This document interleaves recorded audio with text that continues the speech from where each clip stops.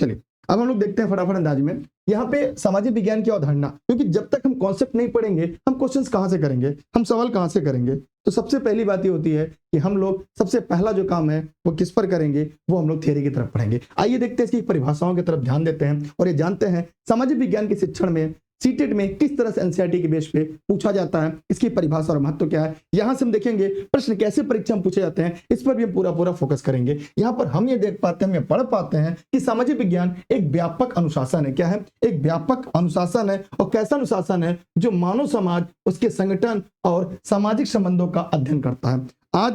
आज हम लोग इस सेशन में हम ये पहले आपको बताना चाह रहे थे कि हम आदि मानव से लेकर आज के मानव तक का सफर हमने कैसे तय किया, और ये जो सफर है, इस सफर का जो कारवां है वो कैसे आगे लेकर चलना है, आज हम लोग स्टेप बाय स्टेप इस सेशन में देखेंगे। और हम किस तरह से मानव से, मतलब हम किस प्रकार मानव से, आदि मानव से मानव, और मानव से आधुनिक मानव, और आधुनिक मानव से लेकर एआई मानव तक बनने का जो सफर तय किया है, उसमें किस तरह से हमें तथ्यों को पढ़ना है, किस तरह तथ्यों को पढ़ाना है, किस तरह से आने वाली पीढ़ियों को में सामाजिक विज्ञान में, सोशल साइंस में एक एक करके टॉपिक को पढ़ाना और आगे बढ़ना है। और सीटेट में यहाँ पे किस तरह से सवाल पूछे जाते हैं, इसको भी हम लोग पूरा देखेंगे, पढ़ेंगे और समझेंगे। तो जितने भी लोग इस वीडियो को देख रहे हैं ना, वे सभी साथी कमेंट सेक्शन में जाएंगे और कमेंट करके फटाफट अंदाज में जवाब देंगे कि इसमें इतिहास, भूगोल, राजनीति विज्ञान, अर्थशास्त्र और समाजशास्त्र जैसे विषय शामिल है। लेकिन अगर पेडागोजी की बात की जाए, जो हमें पेडागोजी पढ़नी होती है, जो शिक्षाशास्त्र पढ़ना होता है, वो हमें इतिहास, भूगोल और राजनीति विज्ञान, अर्थशास्त्र से,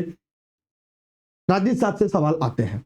यहीं पर सामाजिक विज्ञान का मुख्य उद्देश्य छात्रों में सामाजिक जागरूकता, नागरिक बोध और आलोचनात्मक चिंतन क्षमता का विकास करना, ये इंपॉर्टेंट है। यह लाइन आपके जो ऑनलाइन पेपर सीटेट हुए हैं, यहां से आपके परीक्षा में ज्यादातर सवाल पूछे गए हैं। यह विषय छात्रों को उनके परिवेश, समाज और राष्ट्र को समझाने में क्या करते हैं, मदद करते हैं। सामाजिक विज्ञान के माध्यम से जो बच्चे हैं, जो छात्र हैं, वो ऐतिहासिक घटना, भौगोलिक विविधता, राजनीतिक व्यवस्था और दुनिया, भारत की आर्थिक जो संरचना है ना, उसको समझने में, समझाने में सबसे ज्यादा अगर कोई मदद करता है तो वही हमारा सामाजिक विज्ञान मदद करता है। मन ऐतिहासिक घटना हो, भौगोलिक विविधताएं हो, पर्यावरणीय तथ्य हो या राजनीतिक व्यवस्था हो, आर्थिक संरचना हो, इन सब को समझाने में, इन सब की संरचनाओं को बताने में किसका अहम रोल होता है, सामाजिक विज्ञान का होता है। कहीं कहीं से सामाजिक अध्ययन कहा जाता है, कहीं कहीं सामाजिक विज्ञान कहा जाता है। तो आज मैं आपसे सवाल पूछ रहा हूं, सामाजिक विज्ञान कला है या विज्ञान है? इसका जवाब आप कमेंट सेक्शन में कमेंट के माध्यम से दीजिएगा।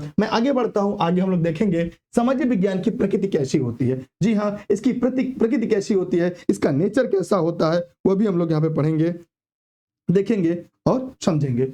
बहुविषयक और एकीकृत दृष्टिकोण होता है, ये बहुविषयक है। अब आपने देखा होगा इसमें कितने सारे विषय आपको मिल गए हैं, लेकिन इसमें, इस विषय में कुछ और बातें हैं जो आपको जानना है, जो आपको समझना है। वो ये समझना है कि एकीकृत दृष्टिकोण का मतलब क्या है। अंतोगत्वा मानव और ये समाज जो है वह एक प्रयोगशाला है। इस प्रयोगशाला के माध्यम से हम अधिकतम किसके तरफ बढ़ेंगे, जहां से हमारा समाज का भला हो और समाज में जागरूकता है और पर्यावरण को भी कैसे हम बचा पाए।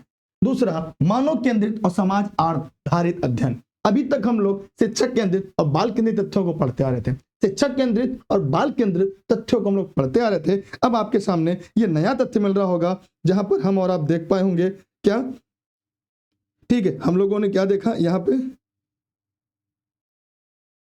हम लोगों ने देखा मानव केंद्रित और समाज पर, ये मानव पर केंद्रित होता है और समाज पर आधारित अध्ययन है। यहाँ पर ऐतिहासिक और समकालीन परिप्रेक्ष्य है। अब ऐतिहासिक का मतलब ऐतिहासिक दर्शन यहाँ पे मिलता है, ठीक। दूसरा, यहाँ पर हमें समकालीन परिवेश, मतलब तब से लेकर आज तक उस समय क्या क्या घटना हुई, उत्तर भारत में क्या हो रहा था, दक्षिण भारत में क्या हो रहा था, पूरी दुनिया में क्या हो रहा था और आज कैसा हो रहा है। अगला, जो विश्लेषणात्मक आलोचनात्मक सोच को बढ़ावा देता, हम विश्लेषण कर पाते हैं, हम आलोचना कर पाते हैं, कौन शासक अच्छा था, कौन शासक बुरा था, क्यों था। जैसे अगर मैं इतिहास की बात करूं, ये पूछा जाता है अगर औरंगजेब की जगह दारासिको भारत का शासक होता तो वर्तमान भारत की विवेचना कीजिए, या वर्तमान भारत कैसा होता। तो हम यहाँ पे तर्क करते हैं, विश्लेषण करते हैं और उस पर हम क्या करते हैं, ऐतिहासिक परिघटनाओं को देखते हुए आगे बढ़ते हैं और सोचते हैं हमारा भविष्य कैसा होगा, हमारा देश कैसा होगा। मूल्य आधारित और नैतिक शिक्षा। मूल्य आधारित, मूल्य क्या था, जैसे कोई अपने बच्चे का नाम जयचंद क्यों नहीं रखता, कोई अपने बच्चे का नाम जयचंद क्यों नहीं रखता, कमेंट करके वीडियो में जवाब दीजिएगा। कोई व्यक्ति अपने बच्चे का नाम रावण क्यों नहीं रखता, वो तो ज्ञानी था ना, वो तो महान था ना, वो ज्ञाता था ना, वो ब्राह्मण था ना, फिर भी कोई व्यक्ति अपने बच्चे का नाम रावण क्यों नहीं रखता, कोई भी अपने बच्चे का नाम मेघनाथ क्यों नहीं रखता? तो उसके लिए हम लोग कहते हैं मूल्य आधारित और नैतिक शिक्षा को भी हम लोग पढ़ते हैं, नैतिकता भी हम लोग पढ़ते हैं। आगे मैं देखूं, सामाजिक समस्याओं को समाधान खोजना, माने जो सामाजिक समस्या है उसका समाधान भी खोजना होता है। अभी समाधान कैसे खोजा जाएगा इस पर भी क्या करता है, यह एनसीईआरटी बात करता है, ये सामाजिक विज्ञान इस पर बात करता है। वो क्या बताता है कि सामाजिक समस्याओं का समाधान खोजा जाता है, कैसे खोजना है इस पर भी हम लोग क्या करते हैं, पढ़ते देखते और बात करते हैं। तो याद रखिएगा ये आप सभी को जानना जरूरी है। सामाजिक विज्ञान के जो प्रकृति गतिशील है, ये समय के साथ बदलती रहती है। आपने देखा होगा कि आज के 19वीं सदी और 20वीं सदी आप एक ऐसे पुल पर खड़े हैं, एक ऐसे ब्रिज पर खड़े हैं जहां पर हमने 21वीं सदी और 20वीं सदी को बदलते हुए देखा है। हमने छोटे फोन से लेकर आज एंड्रॉइड फोन तक का सफर तय किया है। मतलब एक जहां बिना कैमरे वाली फोन, मतलब लाइनिंग वाली टेलीफोन से लेकर आज अपने फोन में सब कुछ है, मतलब सब कुछ है, यहां तक का सफर आपने बदलते हुए देखा है। सोचिए हमारे देश, हमारी दुनिया या हमारी पृथ्वी कैसे बदल रही है। उसके बाद हम छात्रों के वर्तमान जो सामाजिक मुद्दे हैं इनको समझने, उनके लिए जिम्मेदारी क्या होगी, उनके लिए कौन जिम्मेदार है, साथ ही भविष्य और उनके जिम्मेदार नागरिक बनने में क्या क्या मदद कर सकती है, क्या सहायता हो सकती है, इन सब पर हम लोग टॉपिक बाय टॉपिक एक एक करके बात करने वाले हैं। इसलिए जितने भी साथी मित्र इस वीडियो को देख रहे हैं वे वीडियो में कमेंट सेक्शन में जाएंगे और कमेंट करके बताएंगे क्या सब कुछ समझ में आ रहा है, आवाज साफ आ रही कि नहीं। कि शुरुआत में थोड़ी सी दिक्कत हो गई थी। सामाजिक विज्ञान शिक्षण के उद्देश्य क्या होते हैं, मतलब सभी शिक्षण जितने भी होते हैं, चाहे आप सामाजिक विज्ञान का पढ़ें, चाहे आप विज्ञान शिक्षण पढ़ें, चाहे आप हिंदी शिक्षण पढ़ें, सीडीपी शिक्षण पढ़ें, जितने भी पैडागोजी पढ़ेंगे उन सभी पैडागोजी की क्या उद्देश्य होता है उस पर भी हम लोग बात करने के लिए आपके साथ लाइव हैं। यहां से परीक्षा में सवाल बनते हैं और ये पूरा एनसीईआरटी पर है। कैसा है, ये एनसीईआरटी पर है। यहाँ पे क्या करेंगे, हम ज्ञानात्मक उद्देश्य की बात करेंगे। ये ज्ञानात्मक उद्देश्य क्या होता है आप कमेंट करके बताइएगा, वैसे मैं आगे आपको बताऊंगा। यहाँ पे क्या है, ऐतिहासिक घटनाओं का ज्ञान। अब ज्ञानात्मक मतलब आपके पास ज्ञान होगा तब। अब अगर आपके पास ज्ञान है तभी आप ऐतिहासिक घटनाओं पे बात कर पाएंगे, अन्यथा आप ऐतिहासिक घटनाओं पे बात नहीं कर पाएंगे। क्या यह बात आप लोग को समझ में आ गई? कमेंट करके बताइएगा। भौगोलिक तथ्यों की समझ, भौगोलिक तथ्य का समझ का मतलब होना चाहिए कहाँ पर्वत है, कहाँ पठार है, कहाँ क्या रहा है, कहाँ नदी है, कहाँ की वर्षा होगी कि नहीं होगी, अब तापमान कैसा है, मौसम कैसा है, या ऊंचाई पर जाने पे तापमान क्या बढ़ता है, वर्षा क्यों होती है, ओला क्यों पड़ता है, धूप क्यों होती है, दिन रात क्यों होता है। मतलब भौगोलिक तथ्यों की समझ होनी चाहिए।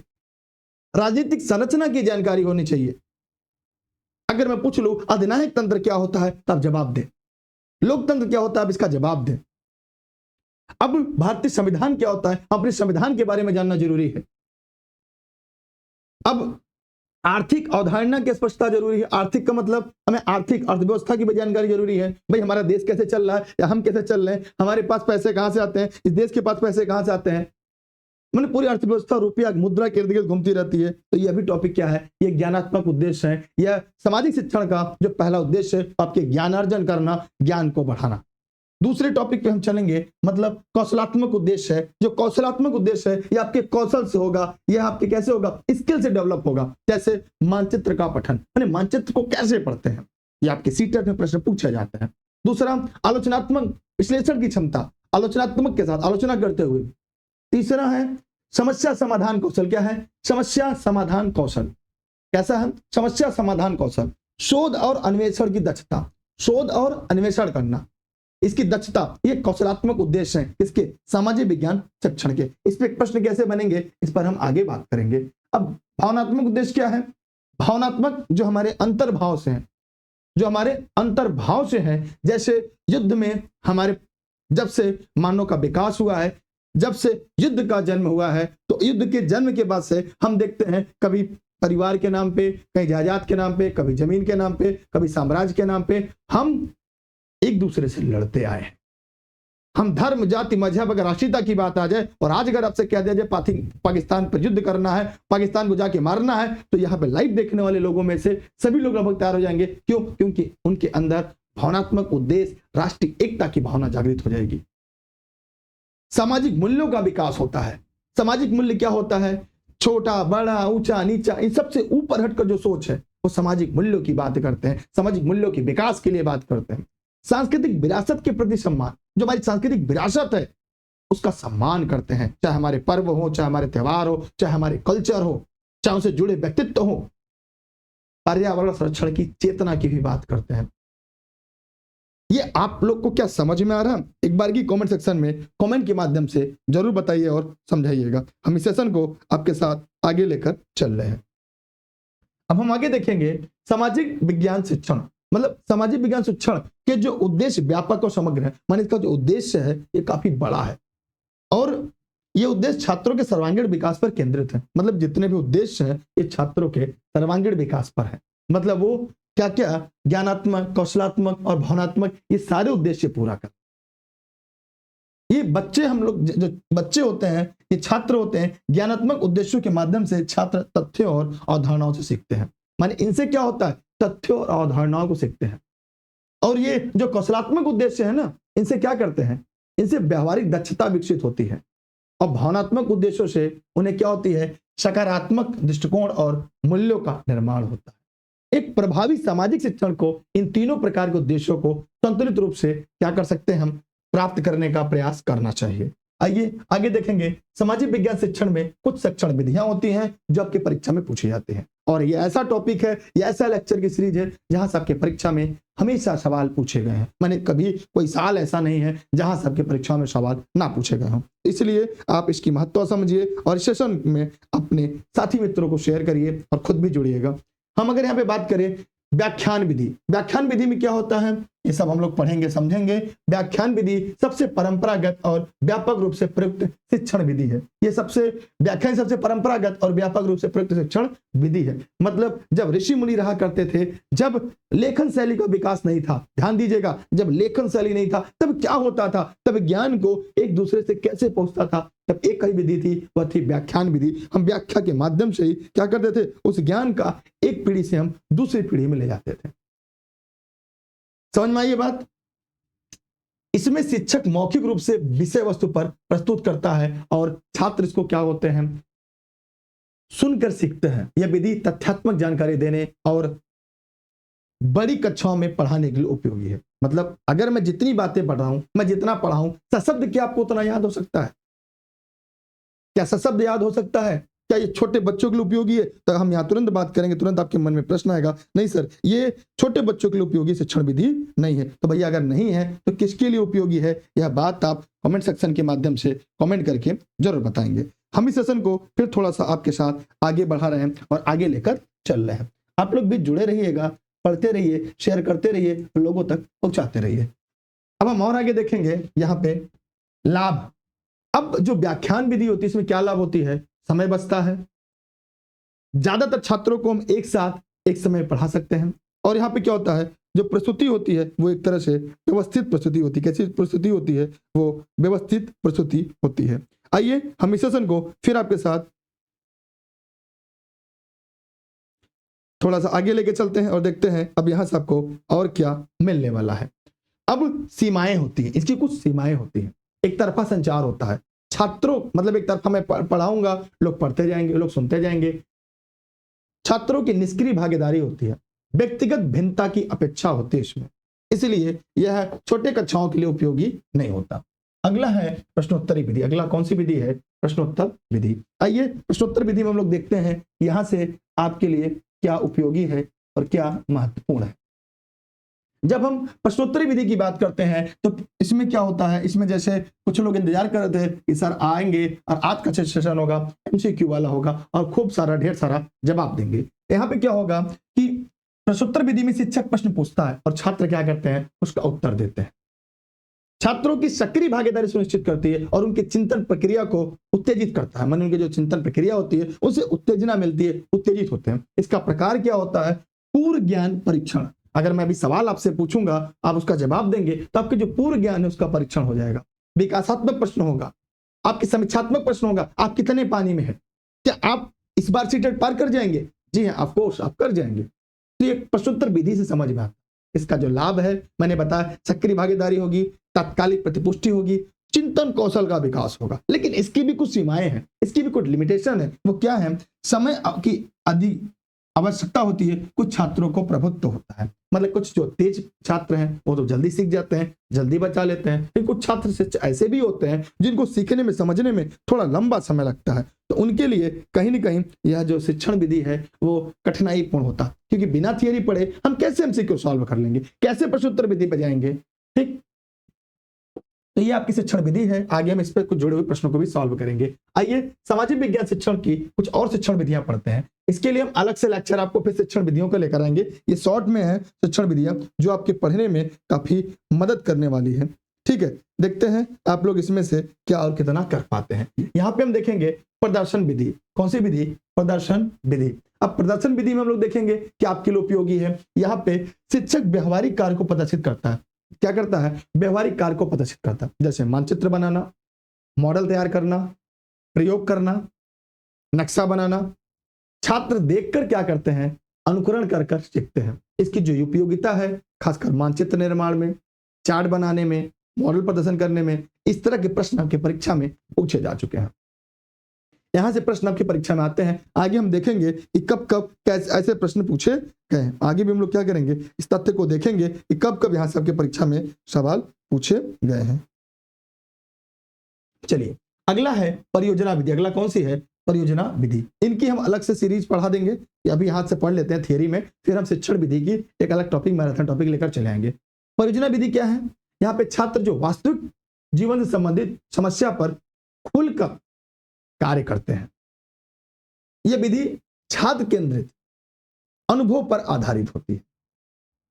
समस्याओं का चयन करना, योजना बनाना, क्रियान्वयन करना और उनका मूल्यांकन। ठीक, आज हमने जो विज्ञान शिक्षण पढ़ा है उनमें इनको पूरे डिटेल से पढ़ा है, लेकिन यहां पर हम कोशिश करें उन्हीं तथ्यों को पढ़ाएं जहां से आपकी परीक्षा में खूब सारे झोला भर भर के सवाल है। समस्या समाधान विधि। इसकी चरण क्या? परियोजना की समस्या का चयन, योजना, क्रियान्वयन और मूल्यांकन। समस्या समाधान विधि। अगर समस्या समाधान विधि की हम बात करें तो छात्रों को सामाजिक समस्याएं प्रस्तुत की जाती है और वह उनका वैज्ञानिक दृष्टिकोण से उसका हल, उस समस्या का समाधान, यह आलोचनात्मक चिंतन को बढ़ावा देती है। ये क्या करती है? ये जो आलोचनात्मक चिंतन है ना, उसको ये बढ़ावा देने का काम करती है। प्रक्रिया, समस्या की पहचान करना, परिकल्पना करना, समाधान खोजना, फिर परीक्षा करना। उम्मीद करते हैं यहां से आपको किसी प्रकार की न दिक्कत न कोई डाउट होगा। सामाजिक विज्ञान शिक्षण विधियां के तीसरे क्रम में चलेंगे तो सामाजिक कृत अभिव्यक्ति। जो सामाजिक कृत अभिव्यक्ति विधि वो क्या है? अभिव्यक्ति का मतलब क्या है? मैं अपनी बात आप तक रखूं, आप मुझ तक अपनी बात रखें, यही अभिव्यक्ति है। यही क्या है? अभिव्यक्ति है। तो इसी अभिव्यक्ति की बात यहाँ पर की जा रही है। आइए हम लोग भी आपके साथ इस अभिव्यक्ति को पढ़ते हैं और समझते हैं, देखते हैं यह अभिव्यक्ति आपको कितना दूर तक, कितना आगे घसीट कर लेके चलती है। इस विधि में छात्र समूह में मिलकर काम करते हैं, ग्रुप में मिलकर काम करते हैं और सामाजिक संपर्क के माध्यम से सीखते हैं। इसलिए मैं भी कहता हूं, जब आप अपनी स्टडी जब तक कर रहे हैं, कोशिश क्या करिए, जीडी करने का, ग्रुप डिस्कशन करने का। इसमें चर्चा होता है, वाद विवाद होता है, नाटक, भूमिका निभाना आदि शामिल होते हैं। इसमें तकनीकी की बात करें, समूह चर्चा और परिचर्चा, समूह चर्चा और परिचर्चा, वाद विवाद प्रतियोगिता, नाटकीय और रोल प्ले, सामाजिक अध्ययन के क्षेत्र भ्रमण। आप लोग को लग रहा होगा यार सीटेट की पीवाईक्यू में इस तरह के हम लोगों ने शब्दावलियों को पढ़ा था। कितने लोग को लग रहा है हाँ यार इस सब को तो हम लोगों ने कहीं ना कहीं पढ़ रखा है, कहीं ना कहीं सब तथ्यों के बारे में हम जान रहे हैं।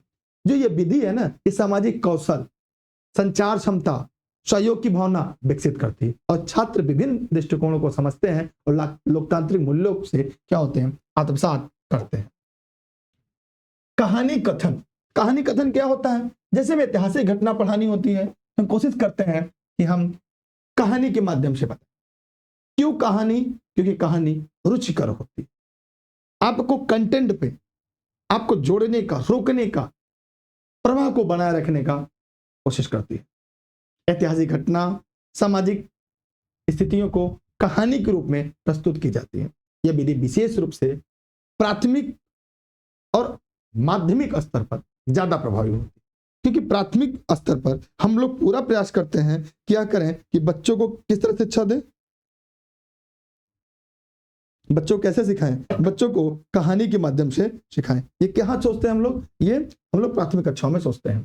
ठीक, ये रुचिकर और प्रेरक प्रस्तुति होती है। अगर कहानी के माध्यम से मैं भी आपको पढ़ाऊं, आपको रुचिकर लगेगा, प्रेरक लगेगा। इसमें कल्पनाशीलता का विकास होता है। जैसे हम कोई कहानी बताते हैं, सुनाते हैं, उसमें उतार चढ़ाव होता है, लय होता है, ताल होता है, तो बच्चा क्या होता है, खुद को उसमें महसूस करता है। कई बार आप देखते होंगे कोई मूवी, फिल्म, पिक्चर देखते समय लोग रो जाते हैं, क्योंकि उसमें के किरदार में खुद को महसूस करने लगते हैं, और ये कल्पनाशीलता का विकास करता है। इसमें नैतिक मूल्यों का संप्रेषण होता है। स्मृति दीर्घकालीन के लिए धारणात्मक हो जाती है। मतलब जो हम कहानी सुनते हैं, सीखते हैं, वो हमारे दीर्घकालीन तक, लंबे समय तक याद रहता है। कहानी कथन के माध्यम से जटिल ऐतिहासिक घटनाओं सरल और रोचक बनाया जाता है। ये विधि जो खासकर छात्रों को भावनात्मक रूप से जोड़ने के लिए काफी बढ़ावा देती है, क्योंकि भावनात्मक रूप से क्या कर सके, जोड़ सके। इस तथ्य को फिर हम और आगे लेके चलते हैं आपके साथ, फिर देखते हैं क्या क्या आपको और आगे मिलने वाला है।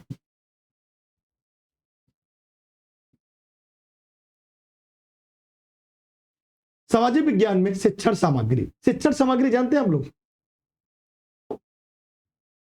शिक्षण सामग्री, तो आपके लिए कौन कौन शिक्षण सामग्री जरूरत होती है? जैसे अगर आपको पढ़ाना हुआ तो किन किन शिक्षक सामग्रियों की जरूरत आपको पड़ती है?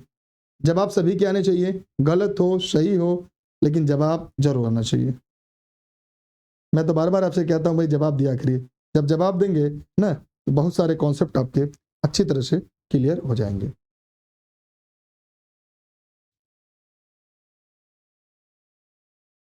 चलिए आइए देखते हैं इसमें इस तथ्यों को। अगर मैं बात करूं यहां पर आपके कि सामाजिक विज्ञान में शिक्षण सामग्री में क्या होती है, तो मानचित्र और एटलस। मानचित्र और एटलस में क्या अंतर होता है? अगर कोई चाहे तो यहां पर कमेंट सेक्शन में कमेंट करके जवाब जरूर दे। जो लोग हमारे साथ सेशन में लाइव बने हुए, फटाफट अंदाज में आप लोग जवाब दीजिएगा। जितने भी लोग इस वीडियो को यहाँ पर हमारे साथ पढ़ या देख रहे हैं, सभी के जवाब आने चाहिए। मैंने मानचित्र आप लोग के लिए लाए थे, लेकिन अभी कहाँ रख दिए, ध्यान नहीं आ रहा है।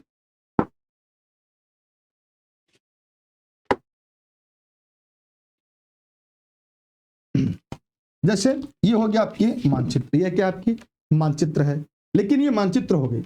अब एटलस क्या होता है? कोई कमेंट करके जवाब दे। जो साथी फेसबुक पे देख रहे हैं, जो साथी यूट्यूब पे देख रहे हैं, मैं उम्मीद करता हूं आपके जवाब जरूर रहेंगे। आप वीडियो को शेयर करें ना करें, लेकिन जवाब जरूर दीजिएगा। अब यहाँ पे हम बात करें भौगोलिक अवधारणाओं को समझाने के लिए जो सबसे महत्वपूर्ण साधन होता है, वो क्या होता है? वो आपकी मानचित्र और एटलस होते हैं। क्या होते हैं? मानचित्र और एटलस होते हैं। बात करते हैं राजनीतिक, भौतिक और वैश्विक मानचित्र का उपयोग होता है। मानचित्र कितने प्रकार के होते हैं मैं आपको दिखा दूं। मानचित्र दो प्रकार के होते हैं। एग्जाम्पल में देखें, यह है भारत का मानचित्र। क्या है? भारत का मानचित्र या भारत का नक्शा कहते हैं। इसको कहते हैं, यहाँ पे लिखा होगा राजनीतिक मैप। ये कौन सा होता है? ये राजनीतिक मैप होता है, ये पॉलिटिकल मैप होता है। इस पॉलिटिकल मैप में क्या होता है? यहाँ पे किसी भी राज्य की, देश की, उस जगह की सीमा रेखा प्रदर्शित होती है। देख रहे हैं आप, अलग अलग सीमा रेखा प्रदर्शित होती है। कौन कहां तक फैला है, मतलब बाउंड्री को बनाने काम करता है। इस बाउंड्री के अंदर इसमें रेल लाइन आपको दिखेगी, इसमें सड़क मार्ग, परिवहन मार्ग जो होते हैं, देश दिखेगा, राज्य दिखेगा, राजधानी दिखेगी। तो ये राजनीतिक मानचित्र होता है। अब दूसरा होता है फिजिकल मैप, जिसे हम कहते हैं प्राकृतिक मानचित्र। इसमें सीमा नहीं दिखता, इसमें क्या दिखता है?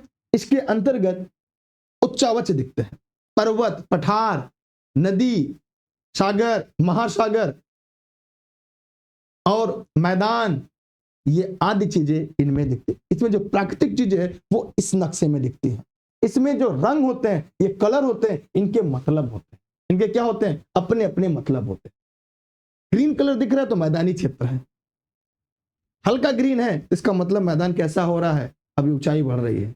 जितना डार्क दिख रहा है ना, ये रेड वाला, ये ऊंचाई ज्यादा है, इनकी ऊंचाई क्या है? बढ़ती जा रही है। जो पीला दिख रहा है, ये पठारी क्षेत्र है। क्या है? पठारी क्षेत्र है।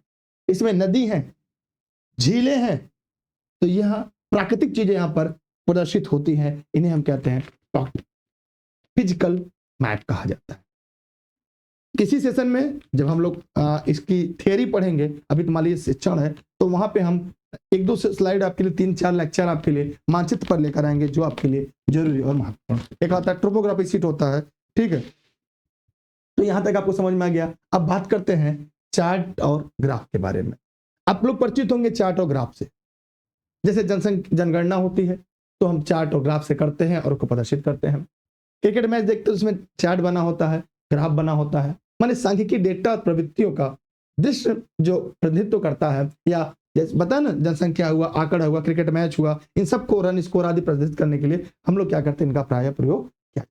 तो उम्मीद करते हैं यहां से भी आप लोग के डाउट कुछ नहीं रहे होंगे। आगे बात करते हैं, अगला है मॉडल और प्रतिरूप। ये मॉडल प्रतिरूप क्या होता है, जैसे जो ग्लोब होता है ये पृथ्वी का मॉडल या प्रतिरूप है, या यूं कह सकते हैं उसकी कॉपी, उसकी फोटोस्टेट एक तरह से कह सकते हैं हम बोलचाल की भाषा में।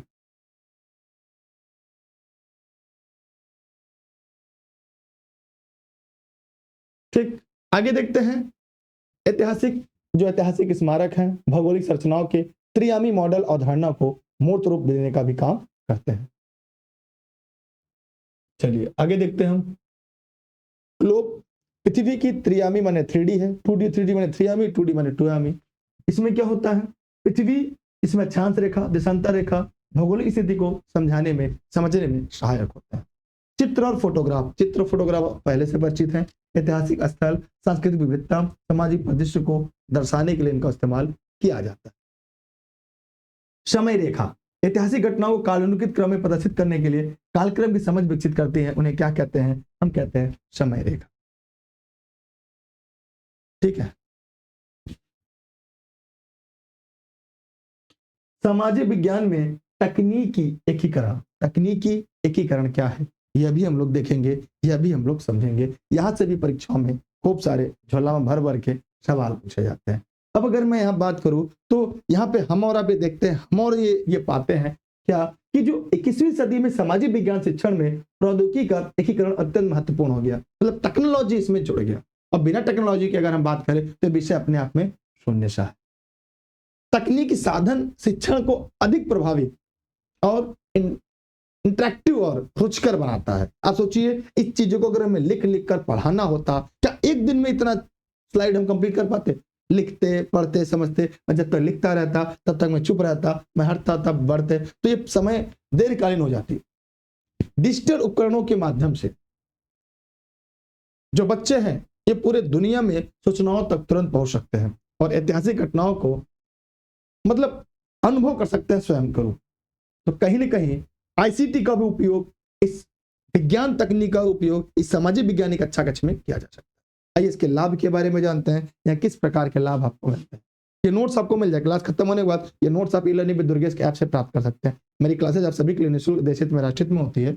लाभ की बात करें तो दूरस्थ स्थानों तक पहुंच, इंटरेक्टिव शिक्षण अनुभव, वर्तमान घटनाओं की तत्कालीन जानकारी और बहुमाध्यम द्वारा प्रस्तुति, छात्रों की रुचि में वृद्धि। डिजिटल साधन क्या है, स्मार्ट बोर्ड और प्रोजेक्टर है, शैक्षिक वेबसाइट और ऐप्स हैं, ई लर्निंग प्लेटफॉर्म है। जैसे आप e learning with Durgesh app install कर लेते हैं, आप फेसबुक से पढ़ लेते हैं, आप यूट्यूब से पढ़ ले रहे हैं, तो कहीं ना कहीं आपके लिए माध्यम हो गया ई लर्निंग। डिजिटल मानचित्र और सोल्यूशन, मैं डिजिटल, अभी तो मैं मानचित्र दिखाता, मैं डिजिटल मानचित्र इसमें भी ओपन कर सकता हूँ।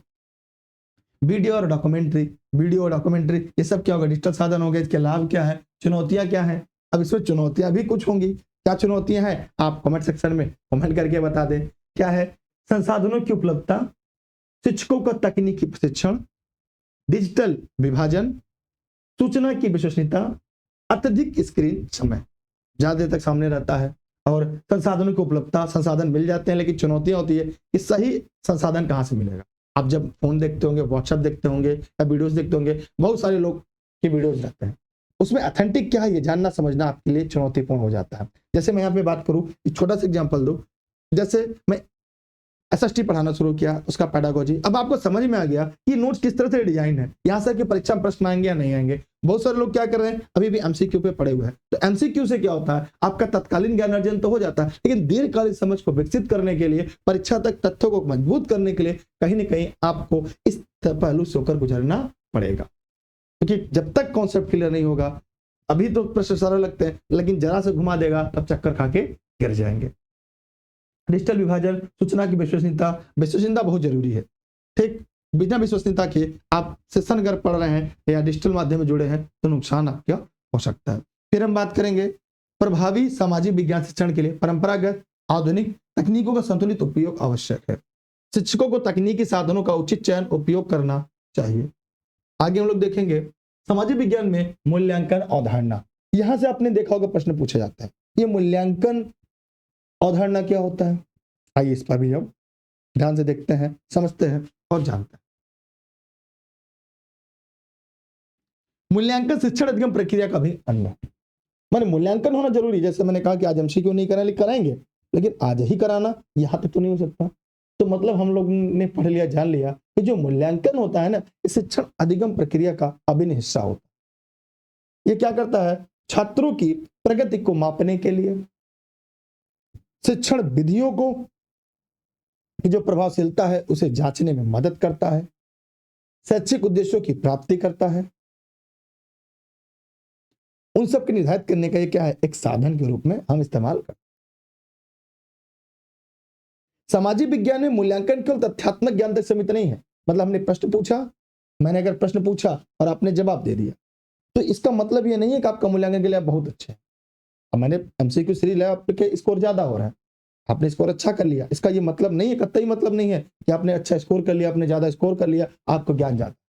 सकता है प्रश्न का पैटर्न बदल जाए, आप फेल हो जाए। लेकिन अगर आपके पास इस तरह से तथ्यात्मक ज्ञान है तो कितना भी परिवर्तन कर दे, आपका बाल बांका नहीं होने वाला। ठीक है। प्रभावी मूल्यांकन निरंतर, व्यापक और बहुआयामी होना चाहिए। इसमें विभिन्न प्रकार के उपकरण, तकनीक का प्रयोग किया जाना चाहिए जो छात्रों के सर्वांगीण विकास में सही से आकलन हो सके। अब इसके स्क्रीनशॉट कर सकते हैं अमित जी,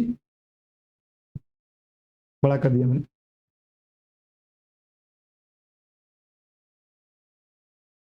अब हम देखेंगे मूल्यांकन के प्रकार। यहां से परीक्षा में सवाल आते हैं। यहां पर है प्रारंभिक मूल्यांकन। ये क्या है? शिक्षण शुरू करने से पहले छात्रों की पूर्व ज्ञान का आकलन होता है, खासकर ये प्री टेस्ट के नाम से भी जाना जाता है। दूसरा, निर्माणात्मक मूल्यांकन, ये फॉर्मेटिव होता है। शिक्षण के दौरान निरंतर प्रतिपुष्टि और सुधार होता है, जहां कमी है उसे सुधार किया जाए। ठीक। योगात्मक मूल्यांकन, शिक्षण पूर्ण होने के बाद अंतिम उपलब्धि का मापन। ये मूल्यांकन प्रश्न पूछा जाता है, कितने प्रकार का होता है, तो आपका जवाब हो गया 3 प्रकार। मुझे नहीं लगता जीवन में फिर भी कभी आप दोबारा यहां से बोलेंगे। अब हम यह जानते हैं कि सामाजिक विज्ञान में मूल्यांकन के कौन कौन से उपकरण होते हैं। अब आप कहेंगे सर लिखित परीक्षा। अब लिखित परीक्षा में क्या क्या आता है, आज यह भी जान लेना जरूरी है कि लिखित परीक्षा में क्या क्या चीजें आती है। तो जब हम लिखित परीक्षा की बात करते हैं कि लिखित परीक्षा, तो लिखित परीक्षा में क्या क्या चीजें आती हैं, आज उस कॉन्सेप्ट को समझते हैं। निबंधात्मक हो गया, लघु उत्तरी हो गया, जो वस्तुनिष्ठ प्रश्न होता है जिसे एमसीक्यू कहते हैं, जो बहुविकल्पी कहते हैं, वो भी लिखित परीक्षा में। सत्य सत्य हो गया, रिक्त स्थान मिलान करो, यह वस्तुनिष्ठ प्रश्न कहलाते हैं। ये क्या कहलाते हैं? वस्तुनिष्ठ प्रश्न कहलाते हैं। इनकी उपयोगिता क्या होती है? ये तथ्यात्मक ज्ञान होता है, समझ, विश्लेषण और मूल्यांकन क्षमता का आकलन। तो जो बहुविकल्पी होता है, जान लीजिएगा, सत्य असत्य, रिक्त स्थानों की पूर्ति, मिलान करना, ये वस्तुनिष्ठ प्रश्न कहलाते हैं। ये कभी हम लोग आगे जब सेशन डिस्कस करेंगे तो मैं वहां पे आपको जरूर बताऊं। अगला है प्रायोगिक परीक्षा। प्रायोगिक परीक्षा में बात करेंगे, इसमें गतिविधियां, मानचित्र निर्माण, मॉडल बनाना, क्षेत्र सर्वेक्षण, मूल्यांकन, व्यवहारिक कौशल, सटीकता, प्रस्तुति क्षमता। जो प्रायोगिक परीक्षा होती है जिसमें प्रयोग की बात होती है, उसमें क्या होती है? मानचित्र निर्माण करना, मॉडल बनाना, किसी गांव का या क्षेत्र का सर्वेक्षण करना। इससे मूल्यांकन कैसा होता है? व्यवहारिक कौशल, आपकी सटीकता क्या है, आपकी प्रस्तुत करने की क्षमता क्या है। आइए जानते हैं मौखिक परीक्षा के बारे में। मौखिक परीक्षा में क्या होता है? प्रश्नोत्तर वार्तालाप होता है, साक्षात्कार जिसे इंटरव्यू कहते हैं, से मूल्यांकन होता है। इसमें तत्कालीन प्रतिपुष्टि, तुरंत इसकी प्रतिपुष्टि मिल जाती है। संप्रेषण कौशल का आकलन हो जाता है कि संप्रेषण कैसा, इसका आकलन हो जाता है। साथ ही साथ गहन समझ की भी जांच होती है। क्या हो जाती है? गहन समझ की भी क्या होती है? जांच हो जाती है। ठीक है। अब परियोजना कार्य क्या है? प्रक्रिया स्वतंत्र होती है, शोध, डेटा संग्रह, विश्लेषण करना, प्रस्तुति करना। अब इसके आकलन की बात करें तो शोध क्षमता, सृजनात्मकता, समस्या समाधान, समय प्रबंधन, ये परियोजना मेथड का मौखिक, ये परियोजना कार्य होते हैं। तो 4 प्रकार हम लोगों ने देखा, मूल्यांकन के 4 उपकरण कहलाते हैं। इनमें भी अंदर जाने के बाद कई तरह के मूल्यांकन होते हैं। तो क्या कहलाते हैं? मूल्यांकन उपकरण कहलाते हैं। ठीक। अब सतत और व्यापक मूल्यांकन, ये आपने चाहे पेपर फर्स्ट पढ़ा हो चाहे पेपर सेकंड पढ़ा हो, ये हर जगह, चाहे आपकी सीडीपी हो, हर सेक्शन में यहाँ से सवाल पूछा जाता है। तो इसलिए इसको ध्यान से पढ़ना है, थोड़ा सा ध्यान लगाना है और देखना है इसमें से क्या आपके लिए बेहतर है, क्या यहाँ से हो सकता है, क्या चीजें इसमें नहीं है। तो उसके आधार पर इन तमाम तथ्यों को हम लेकर चलेंगे। यहाँ पे एक टॉपिक है सतत और व्यापक मूल्यांकन। तो आज हम लोग जान लेंगे कि सतत और व्यापक मूल्यांकन क्या होता है, यहाँ से किस तरह से परीक्षा में सवाल आते हैं। तो जितने लोग इस वीडियो को देख रहे हैं उनके लिए ये सेशन महत्वपूर्ण होगा। तो मेरा जो सवाल है वो आप लोग कमेंट करके बताइएगा कि सतत और व्यापक मूल्यांकन क्या और कैसे होते हैं। जितने भी लोग इस सेशन को देख रहे हैं वे सभी लोग इस सेशन में कमेंट सेक्शन के माध्यम से कमेंट करके जवाब जरूर देंगे। फटाफट अंदाज में आप लोग जाएंगे और इस प्रश्न का पूरा जवाब देने का प्रयास करेंगे, क्योंकि हम चाहते हैं कि जो सेशन पढ़ें, जो आपका कॉन्सेप्ट हो वो पूरी तरह से अच्छी तरह से क्लियर होता रहे और आप भी उसको लेकर आगे बढ़ते रहें। तो जितने भी लोग इस वीडियो को देख रहे हैं वे सब लोग फटाफट अंदाज में जवाब देंगे। बताइए, यहाँ पे दिया गया होगा और आप देखकर भी जवाब दे सकते हैं। सभी लोग जितने भी साथी इस वीडियो को देख रहे हैं, चलिए हम इस सेशन को थोड़ा सा और आगे आपके साथ लेकर चलते हैं, फिर देखते हैं इसमें क्या क्या आपके लिए महत्वपूर्ण है। इसमें कंटिन्यूअस एंड कंप्रेसिव इवैल्यूएशन होता है, इसका फुल फॉर्म, जो आपके परीक्षा के लिए काफी हद तक महत्वपूर्ण होता है। आइए हम जानते हैं सतत और व्यापक मूल्यांकन इस शिक्षा की गुणवत्ता को सुधारने के लिए एक महत्वपूर्ण दृष्टिकोण है। यह छात्रों के सर्वांगीण विकास पर केंद्रित है। और बात करें तो यह परंपरागत, ये कैसा है, यह परंपरागत परीक्षा प्रणाली की सीमाओं से दूर करता है। सीसी में सतत का अर्थ है नियमित और निरंतरता का मूल्यांकन, जबकि व्यापक का मतलब है शैक्षिक और शैक्षिक क्षेत्रों का समानांकन। इस सतत मूल्यांकन के घटक की बात करते हैं। यहाँ से आपकी परीक्षा में खूब सारे सवाल पूछे जाते हैं। मतलब कोई ऐसा साल नहीं रहा होगा जहां से आपके सीटेट की परीक्षा में यहाँ से प्रश्न ना आए। मतलब कोई ऐसा साल नहीं बचा है जहां से आपके परीक्षा में सवाल ना पूछेगा। हर सेक्शन पूछे, आप यहाँ पर्यावरण शिक्षण पढ़, सामाजिक विज्ञान शिक्षण पढ़ रहे हैं, हर शिक्षण में आज सवाल आते हैं। अगर मैं यहाँ पे बात करूं तो इसमें दैनिक कक्षा गतिविधियों का अवलोकन किया। सतत मूल्यांकन घटक में ध्यान दीजिएगा, दैनिक कक्षा की गतिविधियों का भी मूल्यांकन किया जाए कि प्रतिदिन कक्षा में बच्चा कब क्या कैसे कर रहा है, क्या सीखा, क्या गलती कर। नियमित और लिखित मौखिक परीक्षण होता है, नियमित होता है और लिखित मौखिक परीक्षण होता है। गृह कार्य और कक्षा कार्य का मूल्यांकन, गृह कार्य और कक्षा कार्य का मूल्यांकन, परियोजना और प्रस्तुतिकरण का मूल्यांकन क्या है, परियोजना और प्रस्तुतिकरण का मूल्यांकन, समूह चर्चा में भागीदारी, इसमें क्या होगा, समूह चर्चा में भागीदारी, त्रैमासिक और अर्धवार्षिक परीक्षाएं, त्रैमासिक और अर्धवार्षिक परीक्षाएं। तो यहां पर हम देख रहे हैं कि सतत मूल्यांकन के घटक में हर दिन हर तरह के मूल्यांकन को सम्मिलित, इसलिए अगर यहां से परीक्षा में सवाल आएगा तो मुझे नहीं लगता कि दोबारा आप कभी गलती करें। दैनिक मूल्यांकन उसकी गतिविधियों का हो रहा है, नियमित लिखित और मौखिक, यहां तक गृह कार्य कक्षा का कार्य का भी मूल्यांकन हो रहा है, परियोजनाओं का प्रस्तुतिकरण भी हो रहा है कि कैसा सुधार है या कैसा क्या हो रहा है, समूह चर्चा में भागीदारी, समूह में रहता है किस तरह से भागीदारी करता है, त्रैमासिक और अर्धवार्षिक परीक्षाओं को भी ये फोकस करता है। आगे हम देखेंगे इसका शैक्षिक पक्ष क्या क्या है, तो भी देखते हैं हम लोग। व्यापक मूल्यांकन क्षेत्र के शैक्षिक पक्ष क्या क्या, तो शैक्षिक पक्ष में हम देखेंगे विषय ज्ञान और समझ। माने शैक्षिक पक्ष जो होता है इसका, उसमें यह जानना जरूरी है कि जो व्यापक मूल्यांकन होता है उस व्यापक मूल्यांकन में भाई बच्चे को विषय का ज्ञान और समझ है या भी नहीं। भाई अगर आप पढ़ रहे हैं, आप सीटेट की तैयारी कर रहे हो, आपका विषय एसएसटी है, क्या आपको एसएसटी विषय की समझ है या नहीं, क्या आपको यह भी पता है कि प्रश्न कैसे और कहां से पूछे जाते हैं, या ये भी अभी आपको नहीं पता है।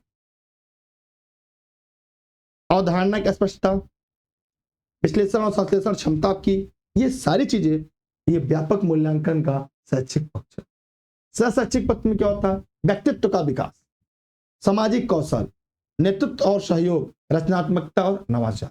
मैंने व्यापक मूल्यांकन छात्रों के जो बहुआयामी विकास पर ध्यान देने का काम करता है, ये लिख लीजिएगा। यहां से आपके परीक्षा में खूब सारे झोला में भर भर के सवाल आते हैं। सतत मूल्यांकन तनाव कम करता है। सतत मूल्यांकन क्या होता है? तनाव कम करता है, कोई परीक्षा का लोड इस पर नहीं होता। और सीखने को अधिक प्रभावी बनाता है। सीखने को क्या करता है? अधिक प्रभावी भी बनाता है। यह शिक्षकों को छात्रों की कमजोरी को पहचानने और समय पर सुधारात्मक उपाय करने का भी पूरा पूरा अवसर भी देता है। सामाजिक विज्ञान में शिक्षण समस्याएं। सामाजिक विज्ञान में शिक्षण समस्याएं, हाँ, नियमित और निरंतर मूल्यांकन। अगर हम बात करें सामाजिक विज्ञान में शिक्षण की क्या क्या समस्याएं होती हैं, तो समस्या हर जगह है, यहाँ पर भी समस्याएं होंगी। तो अब हम उस समस्याओं का पक्ष का मूल्यांकन करने जाए। अगर पाठ्यक्रम संबंधी समस्या, कौन समस्या? सबसे पहले हम पाठ्यक्रम संबंधित समस्या पे बात करेंगे। जैसे अगर मैं सीटेट की पाठ्यक्रम की बात करूं, अगर आप एसएसटी की तैयारी कर रहे हैं तो जानते रहे होंगे आप कि जो पाठ्यक्रम होता है अलग और परीक्षा में सवाल आते हैं अलग। तो आपको पढ़ना किस हिसाब से? पाठ्यक्रम के हिसाब से, जिस पाठ्यक्रम के आधार पर परीक्षा में सवाल आते हैं। हम आपको वही कहेंगे कि आपको फोकस करना है कि जिस तरह परीक्षा में सवाल पूछे जाते हैं उस तरह से आपकी तैयारी करनी है, उस तरह से आपको पढ़ना है। तो जो सेशन है, जो क्लास है, वो उसी पर हम लेकर चल रहे हैं। ये प्योर पैडागोजी है एनसीईआरटी का, जो आपके परीक्षा में पूछा जाता है।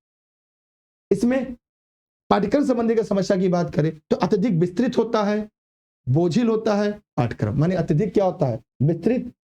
जैसे अगर हम बात करें सतत व्यापक मूल्यांकन की हम बात करें तो लंबा हो जाएगा ना, विस्तृत हो जाएगा, बोझिल हो जाएगा, सामग्री का अप्रासंगिक हो जाएगा, माने कहां कहां कितना कितना फैलिए पता नहीं चलेगा, वर्तमान के मुद्दों का अभाव रहेगा, विषयों में समन्वय की कमी होगी, अब व्यवहारिक पक्ष की उपेक्षा होगी, या इसकी कमियां सतत विकास और सतत व्यापक मूल्यांकन का ये ड्रॉबैक। ये पाठ्यक्रम संबंधी समस्या होगी। दूसरी समस्या यहाँ पे आ रही है शिक्षण विधि संबंधी समस्या आ रही है। जानते हैं शिक्षण विधियों से कौन कौन समस्या यहाँ पे होने वाली है? ये परंपरागत रटन विधि पर अधिक निर्भर करता है। ये रटने वाली विधियों की तरफ घूमने चलता है। जैसे हम लोग पुराने समय से पढ़ते आ रहे हैं प्रक्रियाओं में, भाई सतत व्यापक मूल्यांकन होगा, आए दिन कहीं पता चला असेसमेंट हो रहा है, कहीं year first second third fourth हो रहा है, फिर हाफ ईयरली है, ईयरली है, इस तरह आते रहेंगे, समस्या होंगी ना। ये छात्र केंद्रित विधियों का भाव है। यह छात्र केंद्रित नहीं रह जाता, ये कैसा? शिक्षक केंद्रित हो जाता है, संस्था केंद्रित विधि हो जाती है। रचनात्मक और सक्रिय शिक्षण की कमी। इसमें क्या होता है? रचनात्मक और सक्रिय शिक्षण की क्या हो जाती है? यहाँ पे कमी होती है। तकनीकी साधनों का सीमित उपयोग, एकरूपता और निरस्ता होता है। इसमें एकरूपता और निरस्ता होता है। ठीक है, अब हम देखेंगे, ये हो गया इसकी ड्रॉबैक। संसाधन संबंधी समस्या क्या होती है? अब इसमें शिक्षण सामग्री की उपलब्धता, अनुपलब्धता, माने जितना आप सिस्टम बता दे रहे हैं उतना आपको उपलब्धता संसाधन ही नहीं है। यहाँ बच्चे के पास कॉपी मिल जाए, स्कूल आ जाए, उसे 2 वक्त का भोजन मिल जाए, यही बड़ी चुनौती है। अब इतनी संसाधन बेचारा कहाँ से लेकर आएगा सतत व्यापक मूल्यांकन का?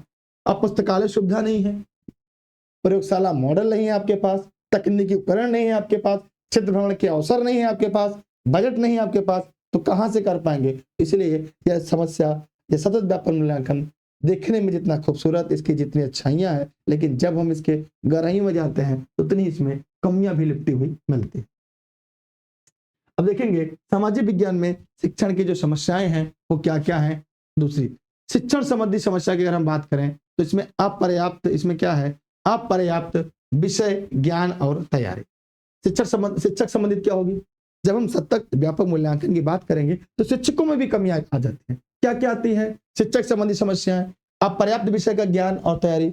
अब उन्हें जरूरी नहीं कि जिस तरह से आप हमेशा अपडेट करते चले, शिक्षक भी उतना जल्दी जल्दी अपडेट होता चले।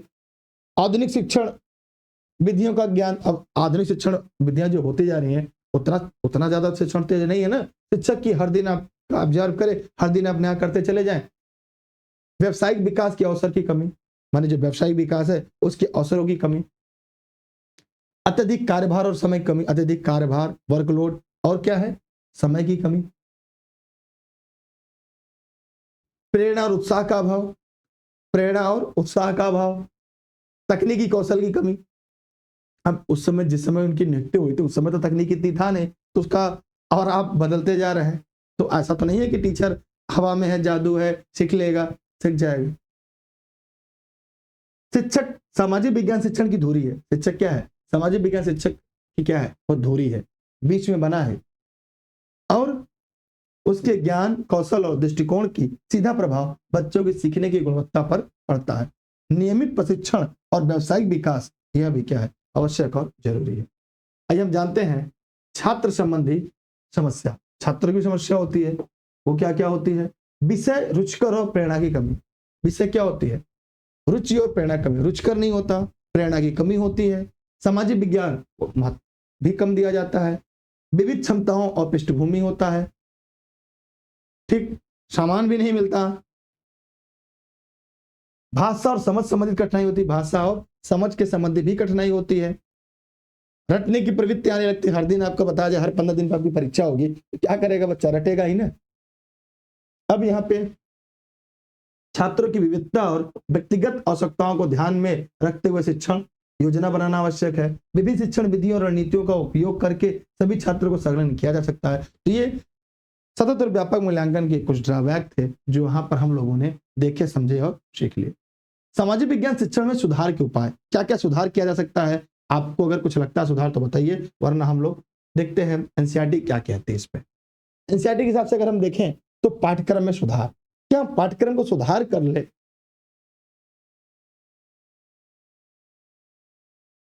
अगर पाठ्यक्रम सुधार कर ले तो क्या सामाजिक विज्ञान शिक्षण सुधार हो सकता है? क्या आपको लगता है पाठ्यक्रम ज्यादा अरुचिकर है? इसको लचीला बनाना जरूरी है, छात्र केंद्रित बनाना जरूरी है, वर्तमान के मुद्दों, स्थानीय मुद्दों को रखना जरूरी है, विषयों का एकीकरण और अंतर विषयक दृष्टिकोण अपनाना जरूरी है। क्या आपको ऐसा लगता है? शिक्षक का प्रशिक्षण, समय समय पर आप लोग देखते होंगे शिक्षकों का प्रशिक्षण होता रहता है। आपका भी होता है, हम लोग का भी होता है। एफएलएन की ट्रेनिंग होती है, फिर गणित विज्ञान की ट्रेनिंग है, सामाजिक विज्ञान की ट्रेनिंग आई है। तो कहीं ना कहीं आपको ट्रेनिंग भी मिलती रहती है, प्रशिक्षण मिलता रहता है। आधुनिक शिक्षण विधियों और तकनीकों में दक्षता विकसित करने के लिए जरूरी है। विषय वस्तु शैक्षिक तकनीकी में अध्ययन ज्ञान प्रदान करना। और हमारे एप्लीकेशन पे भी आए दिन ट्रेनिंग आते रहते हैं आप लोग के, हम लोग के। शिक्षण विधियों में विविधता, शिक्षण विधियों में क्या होती है? विविधता होती है, उसको भी जान लेते हैं कैसे। छात्र केंद्रित सक्रिय और अनुभवात्मक शिक्षण विधियों को अपनाना, परियोजना, चर्चा, रोल प्ले, फील्ड विजिट जैसी गतिविधियों को बढ़ावा देना ताकि साधनों का प्रभावी उपयोग हो सके। संसाधन विकास क्या है? विविध शिक्षण सामग्री की उपलब्धता सुनिश्चित कराना, डिजिटल संसाधन, पुस्तकालय, प्रयोगशाला का विकास, सामुदायिक संसाधनों का उपयोग और भ्रमण का आयोजन करना। सामाजिक विज्ञान में नवाचार का प्रयोग क्या है? नवाचार आप जानते हैं क्या है? सामाजिक विज्ञान में नवाचार क्या है? वैसे आप क्या जानते हैं नवाचार आपके हिसाब से क्या? आपके हिसाब से नवाचार क्या है? 21वीं सदी की बात करें तो शिक्षा में नवाचार अत्यंत महत्वपूर्ण है। कैसे है? सामाजिक विज्ञान की शिक्षा की अगर हम बात करें तो अधिक प्रभावी और आकर्षक बनाने के लिए नए प्रयोग और दृष्टिकोणों की जरूरत पड़ती है। शिक्षकों को पारंपरिक तरीकों से आगे बढ़ाने नवीन रणनीतियों को अपनाना चाहिए। ये नवीन रणनीति क्या है, आइए देखते हैं। नवाचारी दृष्टिकोण में फ्लिप्ड क्लासरूम मॉडल, क्या? फ्लिप्ड क्लासरूम मॉडल, क्लासरूम मिल जाए बड़ी बात है, इतना बड़ा मॉडल, फ्लिप्ड क्लासरूम मॉडल कहां से मिल रहा है?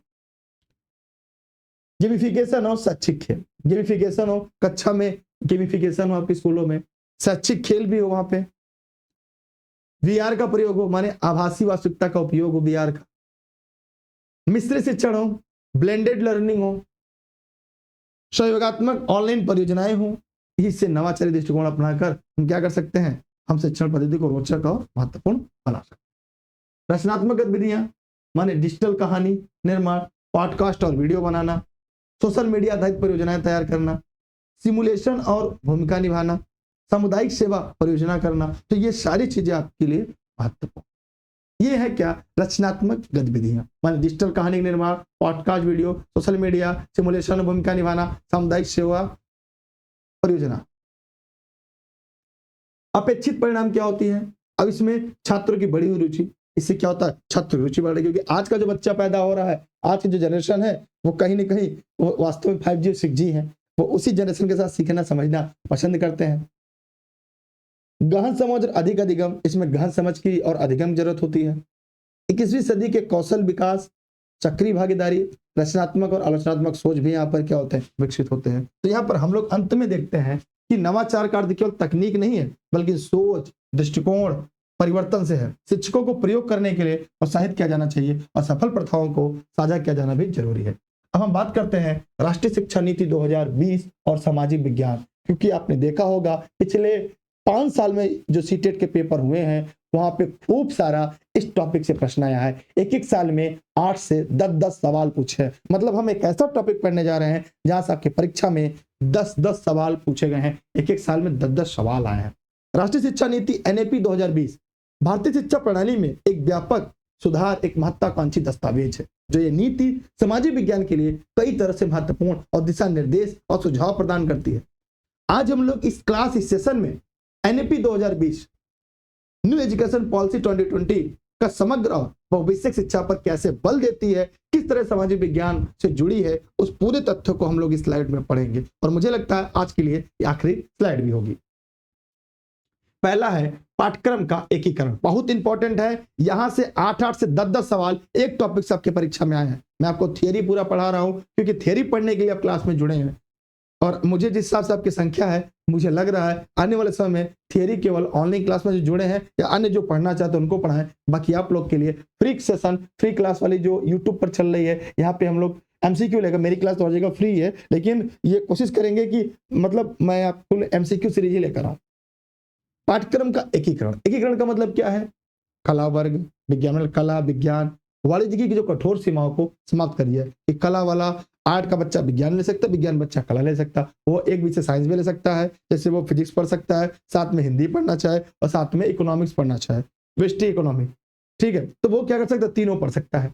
तो सामाजिक विज्ञान को अन्य विषयों के साथ एकीकृत करना, अंतर विषयक परियोजनाओं और शिक्षण को बढ़ावा देना, यह इस नीति का सबसे महत्वपूर्ण अभिन्न अंग है। अगर आपको स्क्रीन क्लियर नहीं दिख रहा है, अपने वीडियो के पे जाइएगा, अपनी वीडियो की क्वालिटी बढ़ा लीजिएगा। मतलब वहां पे जो आप ऑनलाइन पढ़ रहे होंगे, जिस फोन या जिस मोबाइल या जिस लैपटॉप या टीवी पे, आप वहां पे वीडियो पे क्लिक करिएगा। क्लिक करने के बाद उसकी क्वालिटी बढ़ा लेंगे, शायद साफ और स्पष्ट दिखना शुरू होगा। मैं भी एक बार देख लेता हूँ मुझे कैसा दिख रहा है, लेकिन आप क्वालिटी बढ़ा लेंगे ना तो आपको साफ स्पष्ट नजर आना शुरू हो जाएगा।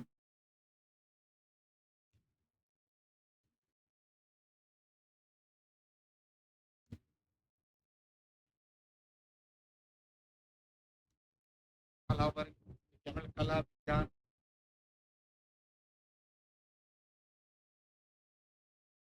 सीसी फिर से रिपीट कर दे। अच्छा स्लो, थोड़ा स्लो बताएं, ठीक है। अच्छा कोई बात नहीं, पीछे का नहीं दिख रहा है तो इसकी नोट्स आपको मिल जाएगी। अब नोट्स आपको मिल जाएगी तो आपकी अपनी तैयारी अच्छी और बेहतर हो जाएगी, ठीक है। चलिए हम इस सेशन को आपके साथ फिर से कंटिन्यू कर रहे हैं और आगे देखते हैं क्या क्या आपको फिर से इसमें नया और बेहतर मिलने वाला है। चलिए अब मैं यहाँ पे देखूं, ये आपको समझ में आ गया। ये ऐसा टॉपिक है जहां से आपके परीक्षा में खूब सारे सवाल पिछले 5 साल में पूछे गए हैं। अनुभव आत्मक शिक्षण, माने रटने की जगह समझ और अनुप्रयोग पर जोड़, हाथों हाथ सीखना, हैंड ऑन लर्निंग बहुत इंपॉर्टेंट है। मतलब अगर आप सिलेक्शन के लिए, क्वालिफाई होने के लिए पढ़ रहे हैं ना, जबरदस्त। अब इसके एमसीक्यू भी हम लेकर आएंगे इसी के साथ। स्थानीय और वैश्विक संदर्भों का उपयोग, कला और शिल्प के माध्यम से सीखना, कला और शिल्प के माध्यम से सीखना। मूल्यांकन सुधार, परीक्षा को कम तनावपूर्ण और अधिक समग्र बनाना, मैंने तनावपूर्ण नहीं बनाना, अधिक समग्र बनाने का बल देना। नियमित और निर्णयात्मक मूल्यांकन को बढ़ावा, कौशल, दृष्टिकोण और मूल्यों का आकलन, पोर्टफोलियो और प्रोजेक्ट आधारित मूल्यांकन। तो यहाँ पे आपके लिए कुछ महत्वपूर्ण तथ्य थे जो हम लोगों ने पढ़ा और देख लिए। लेकिन अब मुझे आज लग रहा है कि हम कोशिश करेंगे कि आपके सेशन में हम ऑनलाइन क्लास में केवल एमसीक्यू पढ़ाएंगे, क्योंकि आपको रुचिकर नहीं लगता। जब तक रुचिकर ना हो तब तक एनईपी 2020 की बात करें, सामाजिक विज्ञान केवल ऐतिहासिक तथ्यों को संग्रह के रूप में नहीं जोड़ रहा है। मैंने जो नई शिक्षा नीति है वो सामाजिक विज्ञान को केवल ऐतिहासिक तथ्य के रूप में नहीं जोड़ रही, लेकिन यह वर्तमान भविष्य को समझने के साधन के रूप में दिखाई दे। यह छात्रों को सक्रिय जिम्मेदार नागरिक बनाने पर जोर देती है। अब यहां से शुरू होती है अब आपकी कहानी। अब एक बार वीडियो को शेयर कर दीजिए दनादन आप लोग, क्योंकि यहां से हम लोग आपके साथ मिलकर फर्स्ट बैंक सॉल्व करेंगे। अभी तक हम लोगों ने क्या पढ़ा, कितना प्रश्न आप इसमें सही कर पाते हैं, ये यहाँ से पढ़ना समझना बहुत ही ज्यादा जरूरी है। तो कितने लोग ऐसे हैं जो अब इस टॉप के प्रश्नों को पढ़ने के लिए तैयार हो गए? जी हाँ, अभी तक जितना हम लोगों ने पढ़ा उससे कैसे आपके सीटेट की परीक्षा में सवाल बन सकते हैं वह आपके सामने आने जा रहा है। एक बार आप वीडियो को दबा कर शेयर कर दीजिए, क्योंकि कुछ लोग केवल क्वेश्चन सॉल्व करना चाहते हैं, वो नहीं चाहते कि तथ्यों को समझें। ठीक है, तथ्यों को साथ साथ आपको इसको आगे लेकर चलना पड़ेगा, तब जाकर हम इस शिक्षण में एक अच्छा और बेहतर मुकाम की तरफ आगे बढ़ पाएंगे। तो जो लोग इस सेशन में लाइव जुड़े हैं, देख रहे हैं, पढ़ रहे हैं, वे सभी लोग कमेंट सेक्शन में जाएंगे और कमेंट करके जवाब जरूर देंगे। और मैं चाहूंगा कि आपके जो लोग सेशन में बने हैं, देख रहे हैं, उनको ये चीजें महत्वपूर्ण, जो फेसबुक पे साथ ही देख रहे हैं, एक बार वीडियो को शेयर जरूर कर दें। संयुक्ता जी हैं, अनुज और जो भी है, सभी लोग फटाफट अंदाज में आप लोग वीडियो को शेयर कर दीजिएगा। सभी लोग एक बार की थोड़ा सा मेहनत करिए ताकि लोगों तक पहुंच जाए।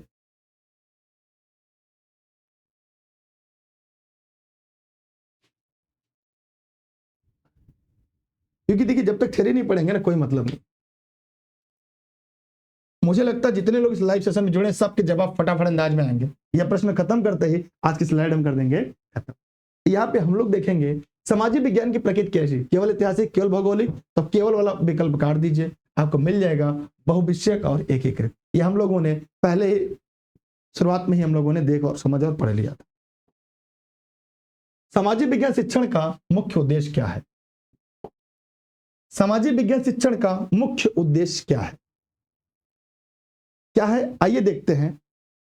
परीक्षा में अंक प्राप्त करना गलत, तथ्यों को रटना गलत, केवल ऐतिहासिक तिथियों को याद करना गलत, सामाजिक जागरूकता और नागरिक बोध विकसित करना। मैंने एक बात आपको बताया था, शायद आपको याद होगा, मैंने ये कहा था आप लोगों को, सब लोग ने पढ़ा, देखा, समझा होगा कि जिस सीटेट में जिस प्रश्न का उत्तर बड़ा दिखे वो प्राय आपके लिए सही होता है। मैं और आगे बढ़ता हूं। अब अगला प्रश्न है 3 आपका, कह रहा है कौन सा ज्ञानात्मक उद्देश्य का उदाहरण है? यह हम लोगों ने पढ़ा आज के सेशन में, और अगर आपने पूरी थ्योरी को अच्छे से पढ़ा समझा होगा तो जवाब दे लेंगे। यहां पर क्या है, कौन सा ज्ञानात्मक उद्देश्य का उदाहरण है? अभी तक आपने खूब मेहनत की, अब आपको मोबाइल पे टाइप करने की बारी आ गई। क्लास खत्म होने के बाद इसकी पीडीएफ आपको मिल जाएगी। आप लोग e-learning with Durgesh app Play Store से डाउनलोड कर लेंगे। जो लोग ऑनलाइन क्लास से जुड़े हैं उन सबको मिल जाएगा। कारण यह है कि उन लोग के जुड़ने की वजह से ही तो ये क्लासेज आपकी चल पा रही है। इस प्रश्न का उत्तर क्या होगा? जवाब सभी के आने चाहिए। क्या कह रहा है? राष्ट्रीय एकता की भावना विकसित करना, ऐतिहासिक घटनाओं को याद करना, मानचित्र पठन कौशल विकसित करना, सहयोग की भावना विकसित करना। जितने लोग इस वीडियो को देख रहे हैं सबके जवाब इस कमेंट सेक्शन में आने चाहिए। ज्ञानात्मक उद्देश्य का उदाहरण है, याद करिए, मैंने सेशन पढ़ाया था, मैं पीछे जाकर फिर आपको दिखाकर फिर लाऊंगा कि ज्ञानात्मक उद्देश्य का उदाहरण क्या? ज्ञानात्मक,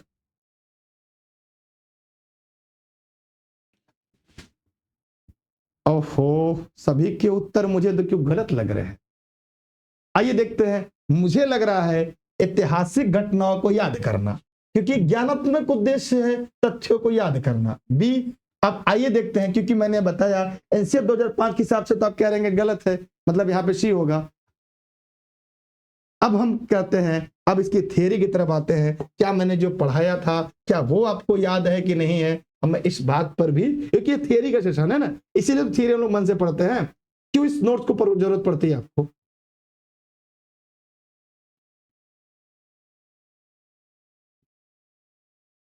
देखिए, ज्ञानात्मक उद्देश्य में क्या आते हैं? ऐतिहासिक घटनाओं का ज्ञान, भौगोलिक तथ्यों की समझ, राजनीतिक संरचना की जानकारी, आर्थिक अवधारणाओं की स्पष्टता। ये ज्ञानात्मक उद्देश्य थे। ये क्या थे? ये हैं आपके ज्ञानात्मक उद्देश्य। दूसरा क्या था? आप लोगों ने बताया मानचित्र पठन और निर्माण। ये कौशलात्मक उद्देश्य है। कैसे उद्देश्य हैं? ये कौशलात्मक उद्देश्य है। मुझे लग रहा है अब आपका कॉन्सेप्ट अच्छी तरह से क्लियर हुआ। क्या हो गया? कौशलात्मक उद्देश्य आपको एकदम साफ और स्पष्ट नजर आ रहे होंगे। क्या यहां तक आपको समझ में आया? यहां तक आपको दिखना शुरू हुआ? ये क्लियर हुआ ना? ये देख लीजिए, कौशलात्मक उद्देश्य क्या क्या है? मानचित्र निर्माण, आलोचनात्मक विश्लेषण, समस्या समाधान कौशल, शोध और अन्वेषण की दक्षता। यहां देखेंगे भावात्मक उद्देश्य। इसमें क्या है? मतलब जो मन में भाव आए और जो दिमाग का जो प्रयोग करना है, ये याद करना, और ये जो सोच पर आधारित है, ये सोच पर है, याद करने पर है, और ये जो मन में आए वो भावनात्मक उद्देश्य। एक बार आप देख लेंगे तो फिर कभी गलती नहीं होगी, क्योंकि मैंने आपको पहले बताया जब तक थियरी मन से नहीं समझेंगे तब तक आपके कॉन्सेप्ट क्लियर नहीं होंगे। फिलहाल आपकी मर्जी, आप जैसा चाहे वैसा करें, लेकिन हम इस तथ्य को और आगे लेकर चलते हैं।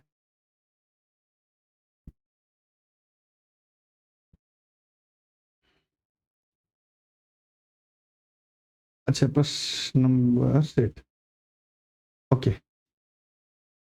अब यहां पर ये हो गया। अब अगला है, व्याख्या विधि की मुख्य सीमा क्या है? व्याख्यान विधि की मुख्य सीमा क्या है? व्याख्यान विधि की मुख्य सीमा है, कमेंट करके जवाब दीजिएगा कि व्याख्यान विधि की मुख्य सीमा क्या है? समय की बचत, अधिक छात्रों को पढ़ाना, छात्रों की निष्क्रिय भागीदारिता, व्यवस्थित प्रस्तुति। अगर आपने सवालों का जवाब दे लिए तो इसका मतलब यह है कि आप लोग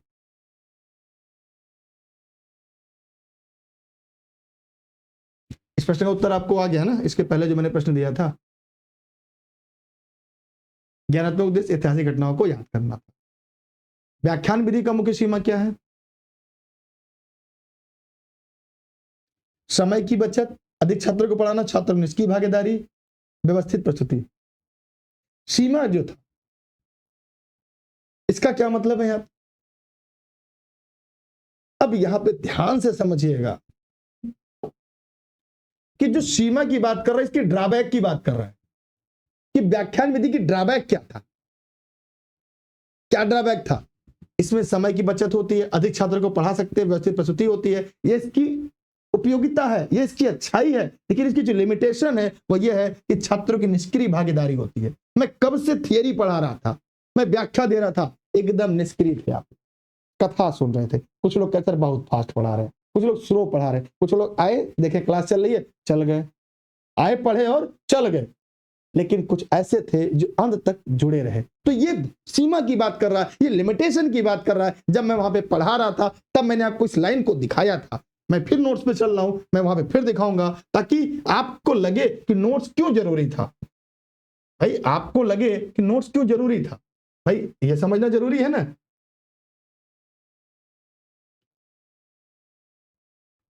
मैं बार बार आपसे कहता हूं कि चीजों को समझिए, प्रदर्शन विधि, समस्या समाधान विधि, व्याख्या विधि।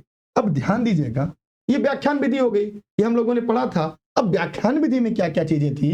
व्याख्यान विधि सबसे परंपरागत और व्यापक रूप में है। जो वेद रचे गए हैं इसी से रचे गए, जितने वेद हैं, माने जितने वेद रचे गए, वेद उस समय क्या था?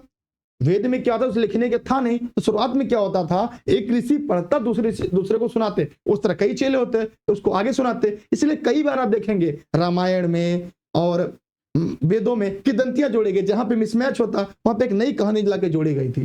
वो मैं किसी अन्य दिन इस पर चर्चा करूंगा। फिर इसमें शिक्षक मौखिक रूप से विषय वस्तु प्रस्तुत करते हैं और छात्र सुनकर सीखते हैं। ये विधि तथ्यात्मक जानकारी देने में, बड़ी कक्षाओं में पढ़ाने के लिए उपयोगी है। लाभ क्या है? समय की बचत है, अधिक छात्रों को एक साथ पढ़ाना, व्यवस्थित करना। लेकिन इसकी सीमाएं केवल शब्दों का खेल है, बस। किसका? केवल शब्दों का खेल। क्योंकि मैंने बताया कि जो नया पैटर्न है उस पर है ये। आपने देखा होगा, मैंने आपसे पहले क्लास शुरुआत होते ही बता दिया कि मैं एकदम नए पैटर्न पर सेक्शन सीरीज लेकर आया हूं, जो वर्तमान में आपका सिलेबस है। एक तरफा संचार, छात्रों की निष्क्रिय भागीदारी, व्यक्तिगत भिन्नता की उपेक्षा। इसमें से कोई एक अगर आता तो क्या करते? अगर विकल्प में होता व्यवस्थित व्यक्तिगत भिन्नता की उपेक्षा, विकल्प था छात्रों को निष्क्रिय, पूछ देता एक तरफा संचार, इसकी लिमिटेशन है, इसकी सीमाएं हैं। क्या अब आपको समझ में आ गया? एक बार कमेंट करिएगा कि हाँ अब आपको समझ में आ गया, तब मैं इस तथ्य को आगे लेकर चलूंगा।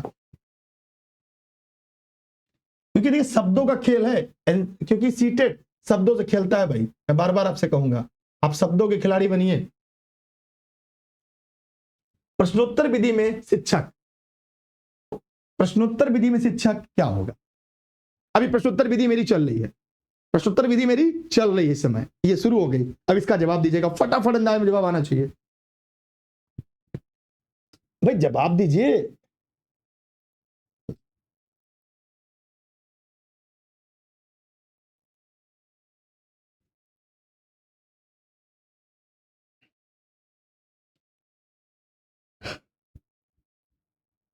प्रश्न विधि में क्या, मैंने प्रश्न पूछ दिया, अब देखिए केवल व्याख्या देना गलत, प्रश्न पूछकर छात्रों को सक्रिय बनाता है। अब आप लोग तुरंत एक्टिव हो गए।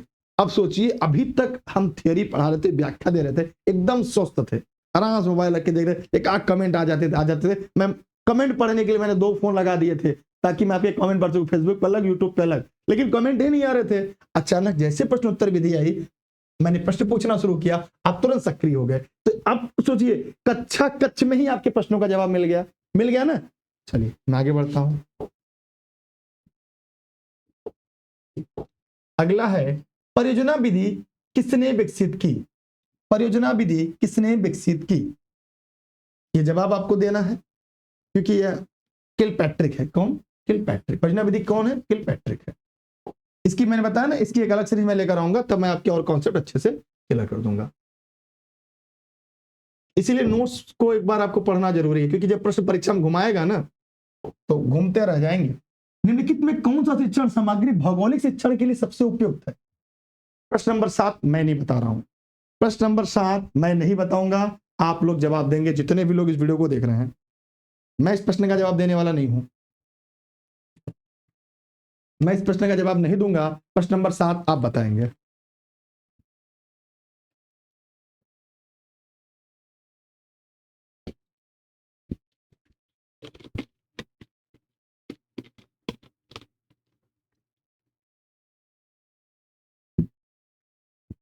आइए देखते हैं यहाँ पे, सभी लोग फटाफट अंदाज में जवाब देंगे। जवाब आनी चाहिए, गलत हो सही हो, सभी लोग जवाब दीजिएगा। भौगोलिक के लिए समय रेखा, ऐतिहासिक चित्र, संविधान के प्रति ग्लोबल मानचित्र जरूरी है। बी वालों जवाब यहाँ पे सही, जितने लोगों ने प्रश्न का उत्तर बी बताए, सबके जवाब यहाँ पे सही है, सभी ज्यादातर लोग के जवाब बी ही आए। प्रश्न नंबर 8, मूल्यांकन का प्रकार जो शिक्षण के दौरान निरंतर किया जाता है। मूल्यांकन का प्रकार जो शिक्षण के दौरान निरंतर किया जाता है। मूल्यांकन का प्रकार, प्रश्न नंबर 8 का जवाब सभी लोग को देना है, जितने भी लोग इस सेशन में बने हैं।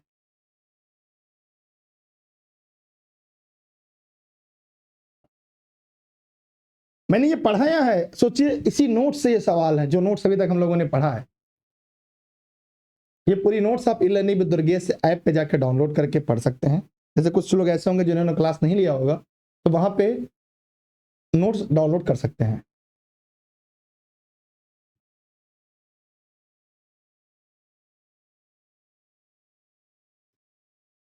क्या हाँ यार, ये देखिए मैंने आपको बताया ना, अब आपकी जो वास्तविक पृष्ठभूमि है ना, अब हम लोग उस पर काम करना शुरू किया है।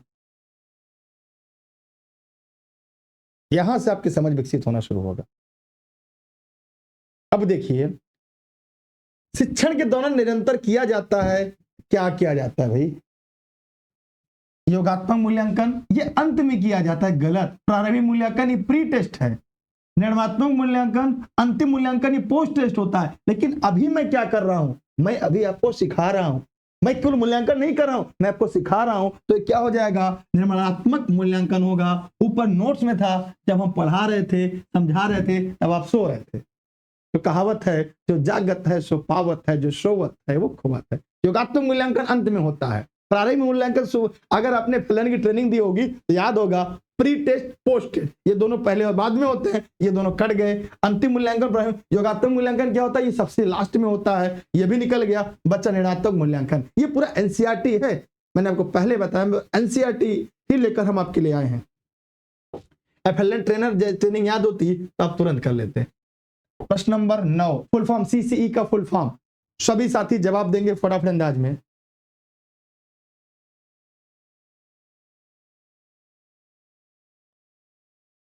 कंप्रेसिव इवोल्यूशन, तो यहां पर इस प्रश्न का उत्तर क्या हो जाएगा? ये कंटीन्यूअस एंड कंप्रेसिव इवोल्यूशन, तो इस प्रश्न का उत्तर क्या हो जाएगा? बी। सामाजिक विज्ञान शिक्षण की सबसे बड़ी समस्या क्या है? ये सब नोट्स में आपको मिल जाएगा। सामाजिक विज्ञान शिक्षण की सबसे बड़ी समस्या क्या है? यह आज हम लोगों ने पढ़ा, आज हम लोगों ने इसको सीखा, समझा। प्रश्न नंबर 10 के जवाब कमेंट सेक्शन में कमेंट के माध्यम से जरूर दीजिए। जितने भी लोग इस सेशन को हमारे साथ पढ़ रहे हैं, जितने भी लोग इस सेशन को हमारे साथ देख रहे हैं, सबके लिए ये अत्यधिक महत्वपूर्ण और जरूरी है। सभी लोग फटाफट अंदाज में जवाब देंगे, और हम चाहेंगे आप लोग के जवाब जरूर आए। अत्यधिक विस्तृत पाठ्यक्रम है, छात्रों की संख्या अधिक है, शिक्षक कमी है, परीक्षा प्रणाली। भाई जवाब दीजिए, गलत सही कुछ भी दीजिए। अब यहां पे बात करेंगे शिक्षण की सबसे बड़ी समस्या क्या है? परीक्षा प्रणाली नहीं है, शिक्षकों की कमी नहीं है ना, छात्रों की अधिक संख्या नहीं है, यहाँ पे अत्यधिक विस्तृत पाठ्यक्रम है। अब देख रहे नई एनसीईआरटी आ गई। कौन सी एनसीईआरटी आएगी? नई, और सिलेबस छोटा हो गया।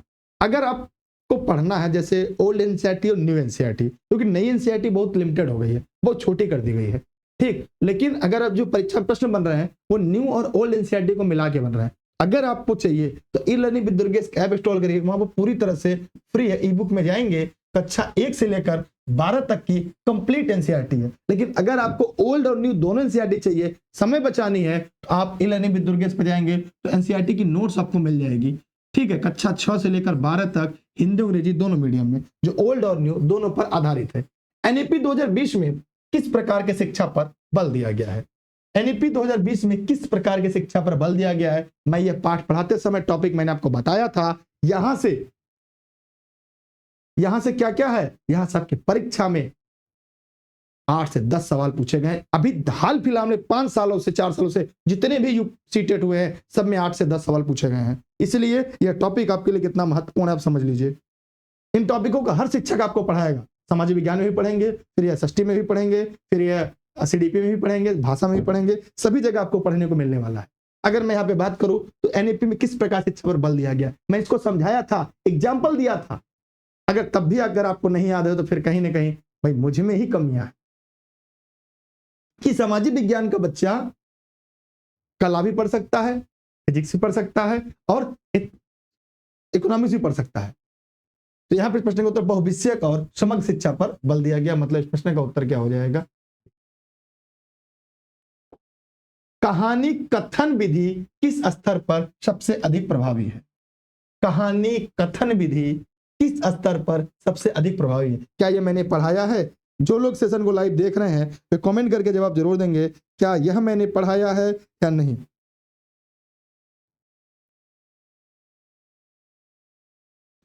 सभी लोग जवाब दीजिएगा, क्या यह मैंने पढ़ाया है? जवाब दीजिएगा फटाफट अंदाज में। क्या मैंने ये पढ़ाया? बताइए फटाफट कमेंट करके। जो लोग वीडियो को लाइव देख रहे हैं फटाफट कमेंट करिएगा, क्या मैंने ये पढ़ाया है?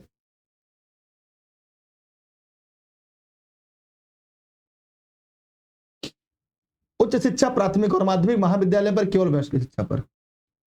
जवाब सबके आने चाहिए।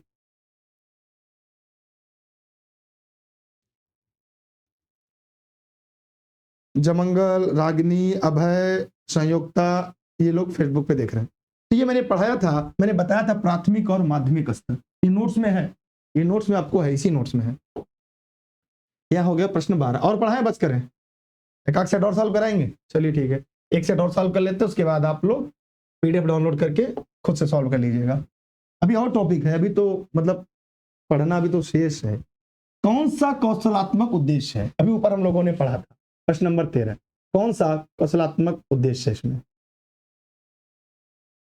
अच्छा, हिंदी में पढ़ाया गया है, ठीक है। तो मैंने बताया ना, ये ऐसा घूम फिर कर आपको प्रत्येक शिक्षक आपको हर जगह पढ़ाएगा। कौन सा कौशलात्मक उद्देश्य है?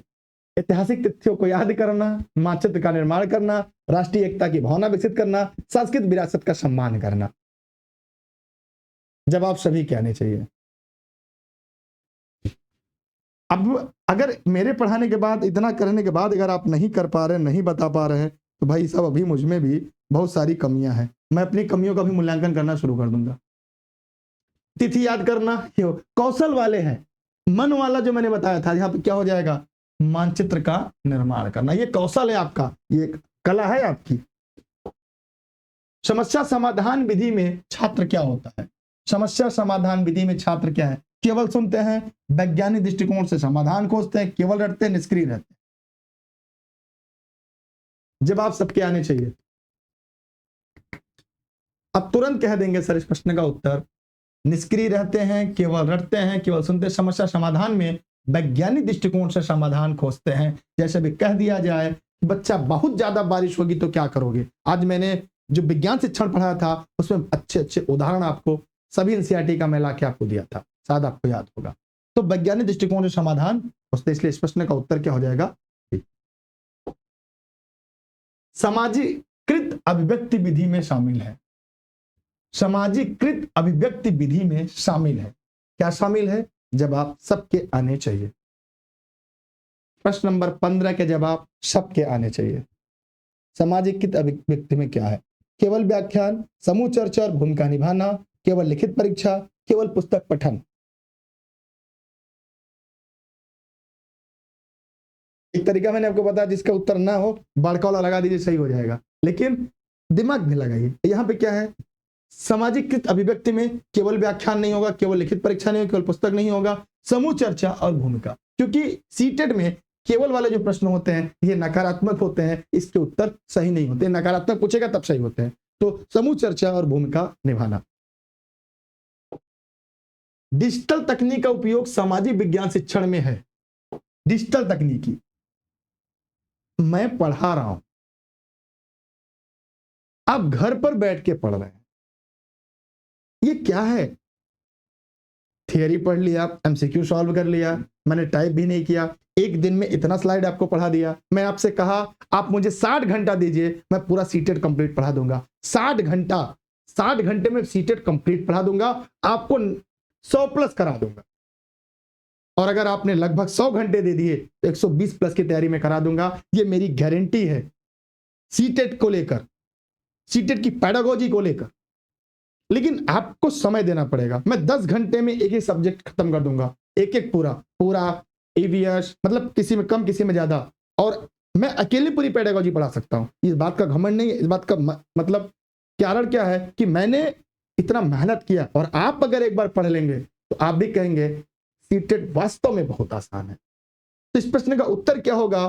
शिक्षण को इंटरेक्टिव और प्रभावी बनाता है। अब आप बताइए, कितना बढ़िया आपके सामने प्रश्न आ रहा है, आप जवाब दे रहे हैं। अभी ऐप पर आप लोग जब क्लास चलेगी तब आप जब पेपर सॉल्व करेंगे तो आपको और मजा आएगा। कैसे? पेपर का उत्तर आप लोग जहां नकल नहीं मार पाएंगे, आप अपना अपना उत्तर लॉक करेंगे और आपका रिजल्ट भी आएगा। मौखिक परीक्षा का मुख्य लाभ क्या है? आपने देखा होगा जो इसमें टीचर पढ़ आता है, कक्षा 1 के बच्चों का मौखिक परीक्षा होगी, कक्षा 2 वालों का 50-50% मौखिक और लिखित होगी, 3 4 5 6 7 8 कंपोजिट में 3 4 5 6 7 8 70% लिखित, 30% मौखिक। ऐसा आता है ना जूनियर में 30% लिखित, 70% लिखित, 30% मौखिक। तो अगर जो प्राथमिक शिक्षक होंगे उनको पता होगा, वो बताए ना इसका लाभ क्या होता है। लघुआ तो बताना होगा। समय की बचत होती है, तत्कालीन प्रतिपुष्टि और संप्रेषण कौशल का आकलन होता है, सभी छात्रों का समान मूल्यांकन होता है, पक्षपात रहित मूल्यांकन होता है। अभी जवाब आपके आने चाहिए ना।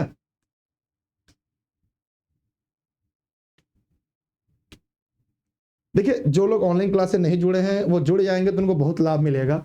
और यकीन मानिए, ये कुछ चीजें ऐसी होती है जो समय से लिया गया निर्णय आपके जीवन में एक बड़ा उजाला प्रकाश ला देता है। हो सकता है कुछ दिन बाद आप जुड़े तब आपको लगेगा कि शायद काश पहले नियमित तरीके से जुड़े होते। तो आइए हम इस पर बात करते हैं कि जब मौखिक परीक्षा लेते हैं तो समय की बचत तो होती ही होती है, लेकिन यहाँ पे लाभ क्या है? तात्कालीन प्रतिपुष्टि और संप्रेषण कौशल का आकलन। संप्रेषण कौशल होता है, पता क्या है? Two way communication. आप लोग, बहुत सारे लोग, हो सकता है कुछ यहाँ पढ़ रहे हैं, कुछ आपके साथी मित्र कहीं और किसी जगह पढ़ रहे होंगे। क्या आपने देखा इतना बड़े संप्रेषण होता है जहां प्रत्येक टीचर प्रत्येक व्यक्ति के साथ इंटरेक्ट करता है? सर एसएसटी की पेडोलॉजी में कितने नंबर की आती है, मतलब कितने प्रश्न आते हैं? 15 आते हैं। कितने आते हैं? 15। तो हम आप सभी के प्रश्नों का सम्मान करते हैं। मैं नाम नहीं लेता, लेकिन मैं आपके सभी सवालों को ध्यान देता हूं, क्योंकि मेरा उद्देश्य ये नहीं है मुझे संख्या बढ़ानी है, क्योंकि यूट्यूब का एल्गोरिथम कहता है छोटे वीडियो बड़ा व्यू जाएगा, लेकिन मैं बड़ी वीडियो बनाता हूं, व्यूज कम है, पैसे कम है, चलेगा, क्योंकि आपका सिलेक्शन, आपका क्वालिफाई कराना जरूरी है। संप्रेषण माने टू वे होना चाहिए ना। मैं जितना बोलूं उतना आप जवाब दे, मैं आपके जवाब की प्राथमिकता दूं। टू वे कम्युनिकेशन संप्रेषण होता है। जब आप मौखिक बात करेंगे बच्चे से, तत्कालीन प्रतिपुष्टि होती है, तुरंत जवाब मिल जाता है और इस तरह उसका आकलन कर पाते हैं। ये सबसे बड़ा लाभ है क्या? मौखिक परीक्षा का। हो सकता है ये ऑनलाइन जो सीटेट हुआ था वहां से खूब प्रश्न आए हैं। ये नई, मैं जो बताई, नया पैटर्न है। मार्केट में बहुत सारी किताबें मिल रही हैं आपको, लेकिन किताबों में अगर आपको जो नोट्स आपने पढ़ा ना, आप किताब उठा के देखिएगा, आपको लगेगा किताब तो फालतू मैंने खरीद लिया। प्रायोगिक परीक्षा में मूल्यांकन होता है। जो प्रायोगिक परीक्षा होती है उसमें मूल्यांकन कैसे होता है? जवाब सभी के आने चाहिए। केवल तथ्यात्मक ज्ञान का केवल वाले कट गए तो व्यवहारिक कौशल और प्रस्तुति का होता है।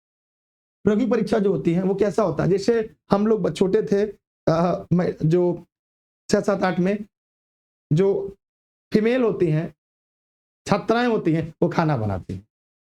छात्रों प्रयोगिक परीक्षा होती है उनकी खाना बनाने की। बाकी विषय से 60 आते हैं, हर सेक्शन से 15-15 आते हैं। नहीं, एसएसटी से 30 आते हैं, सॉरी एसएसटी से 30 आते हैं, एसएसटी से 30 आते हैं, सॉरी एसएसटी से 30 आते हैं, एसएसटी से 30 आते हैं। मेरे दिमाग में विज्ञान चल रहा था। एसएसटी से 30 प्रश्न आते हैं। 8 बी फॉर बड़का।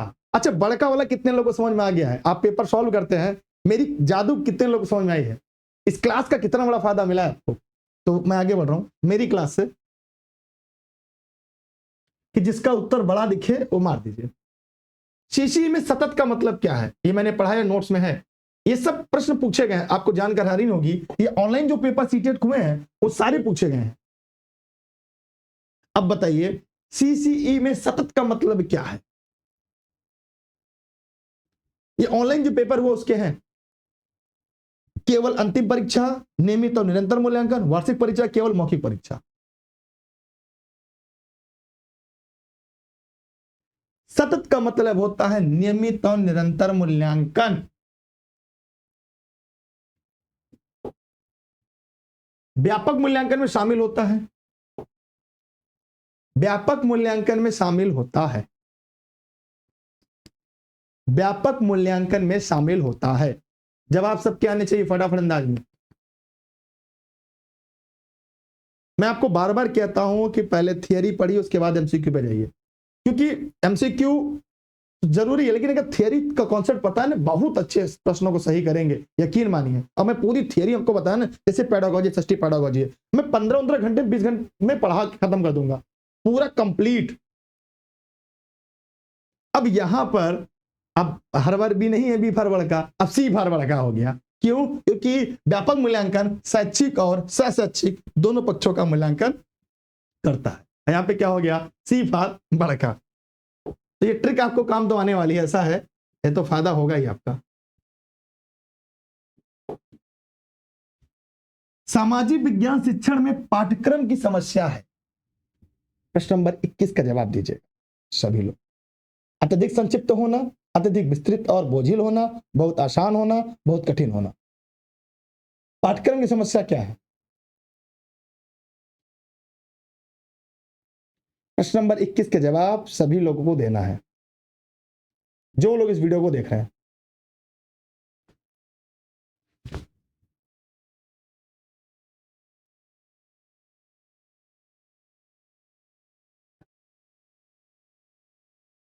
बताइए सब लोग।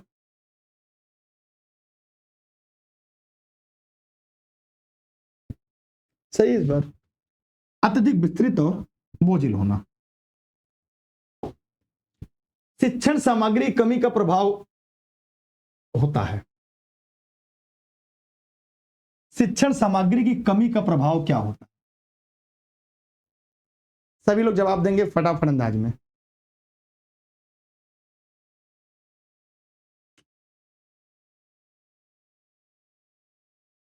जितने भी लोग इस वीडियो को लाइव देख रहे हैं, हेलो, हाँ आइए 10 मिनट क्लास और चलेगी।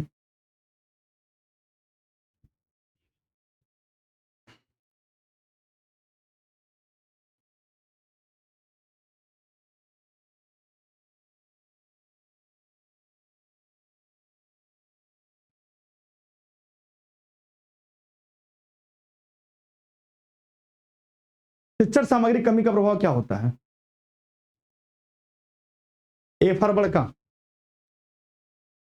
शिक्षण की प्रभावशीलता पर। किसका पता है? शिक्षण की प्रभावशीलता पर। जैसे आपके पास अगर हथियार नहीं, युद्ध कैसे लड़ेंगे? आपके पास जैसे आप सीटेट की तैयारी कर रहे हैं तो आपके पास क्या क्या होना जरूरी है? हथियार में क्या क्या चाहिए आपको? भाला, तलवार, बंदूक, गोली नहीं।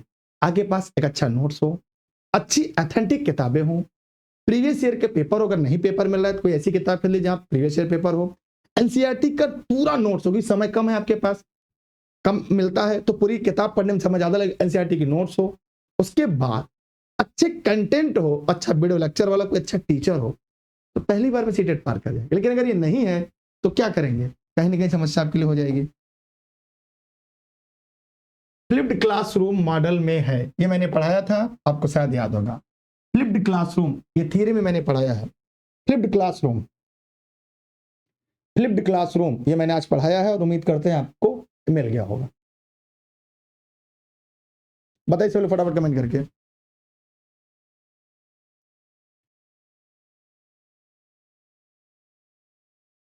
अब इसका जवाब सभी लोग दे लेंगे। जो मेरा ट्रिक है,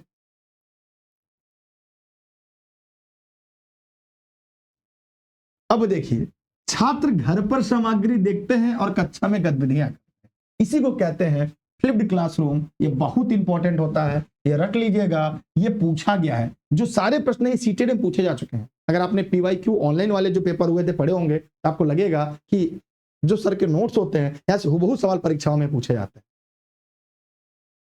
आगे मैं बढ़ता हूं। एनईपी 2020 के अनुसार मूल्यांकन होना चाहिए। एनईपी 2020 के अनुसार मूल्यांकन होना चाहिए केवल परीक्षा आधारित, कम तनाव और समग्र, केवल वस्तुनिष्ठ, केवल निबंधात्मक। आपको पर जो ट्रिक मैंने पढ़ा दिया ना, उससे तो बहुत सारे सवाल आप कर ले रहे हैं।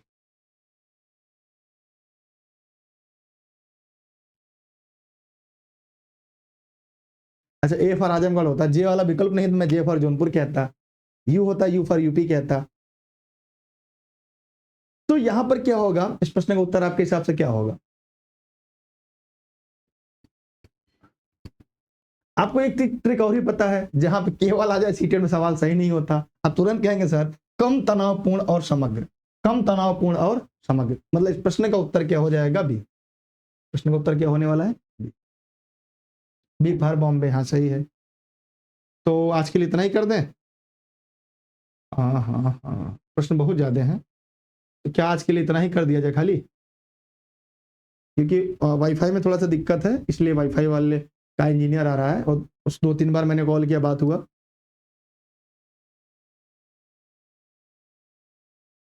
तो 24 से 30 तक करा दे रहे हैं। सामाजिक विज्ञान में शामिल विषय है, सामाजिक विज्ञान में शामिल विषय, सभी लोग जवाब देंगे।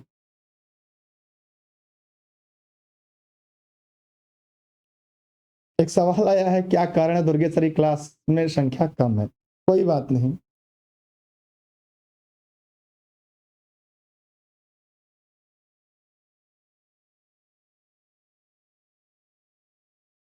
कम रहे कोई बात नहीं, लेकिन सफल जरूर होंगे। जितने हैं जब ये सिलेक्शन देंगे, संख्या बोल भले कम है लेकिन एक न एक दिन लोग जानेंगे। तब तक हो सकता है दिल्ली दूर है, मैं किसी दिन इतिहास जब पढ़ाऊंगा तो बताऊंगा दिल्ली दूर है किसने क्यों कहा था। सामाजिक विज्ञान में शामिल विषय है क्योंकि घर की मुर्गी दाल बराबर। अगर मैं प्रश्न नंबर 25 की बात करूं, सामाजिक विज्ञान में शामिल विषय हैं, तो तुरंत कहेंगे सर इतिहास, भूगोल, राजनीति विज्ञान और शास्त्र। मैं आपको एक ऐसा ट्रिक, अभी तो सीटेट परीक्षा के तक ऐसे ऐसे ट्रिक सिखा दूंगा ना, ऐसे ऐसे ट्रिक कि आप लाइफ टाइम याद रखेंगे कि कोई टीचर आपको मिला था। हो सकता है मेरी उम्र आपसे कम हो या बराबर हो या कुछ के ज्यादा, क्योंकि कुछ लोग अलग अलग राज्यों से भी देखते हैं। तो शायद आपको यह भी पता होगा, इसमें जितनी पीपीटी चलती है वो सबको मेहनत करके मैं ही ड्रा करता हूं। मतलब जितनी, चाहे वो सीडीपी की हो, चाहे हिंदी की हो, चाहे ईवीएस की हो, शायद आपको ये नहीं पता होगा। सबसे ज्यादा समय उन नोट्सों पे मैं ही देता हूं ताकि आपके लिए कुछ बेहतर और अच्छा किया जा सके। फिलहाल भावनात्मक उद्देश्य का संबंध है, ये मैंने पढ़ाया था, एक एग्जाम्पल देके।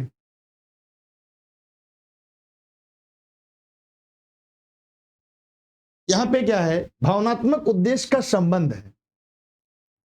यकीन मानिए जिस दिन आपका रिजल्ट आएगा, जिस दिन आपका परिणाम आएगा, उस दिन लोगों को जवाब आप और हम दोनों लोग दे पाएंगे। मुझे संख्या नहीं चाहिए, बस मुझे आपका परिणाम चाहिए, और यकीनन आप परिणाम जरूर दें। संख्या कम होने के कारण क्या, मैं आपके बीच का ही शिक्षक, तो हो सकता है कुछ लोग को लगता होगा मैं क्यों इसे पढ़ूं। अब मैं यहां पे बात करूं भावनात्मक उद्देश्य, जो अंदर से भाव आया। अभी तक मैंने शेयर करने की नहीं कहा ना, लेकिन ये भाव आपके अंदर आया कि नहीं, ये लोगों की मदद होनी चाहिए, इस क्लास से लोगों को फायदा होगा, ये ऑथेंटिक चीजें यहाँ पे मिल रही हैं। मतलब वही जो डिक्टो सीटेट में पूछे जाते हैं, मतलब सीटेट का मतलब सीटेट, यूपीटेट का मतलब यूपीटेट, दोनों क्लासों में डिफरेंस दिखता है। तो ये कहां से आई? ये आपके अंदर से आई। ये कहां से आई? ज्ञान से आया, कौशल से आया, या मूल्यों को दृष्टिकोण से आया? आप कहते हैं सर ये आपके मूल्यों के दृष्टिकोण से, ये आपका आत्मूल्य जागा, आपको लगा कि नहीं इसका लाभ दूसरे तक मिलना चाहिए।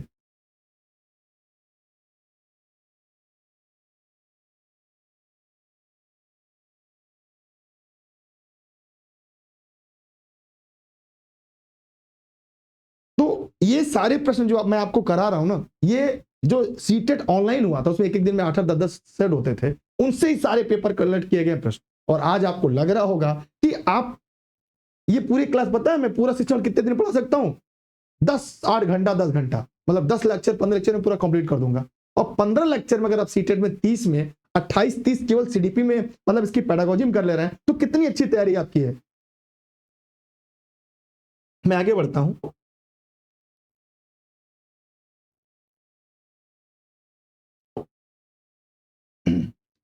प्रदर्शन विधि में शिक्षक, प्रदर्शन विधि में शिक्षक, आइए मैं बात करता हूं प्रदर्शन विधि में शिक्षक की। इसमें क्या है? केवल बोलता है, व्यवहारिक कार्य प्रदर्शित करता है, केवल लिखता है, केवल प्रश्न पूछता है। आपको तुरंत दिमाग काम करेगा।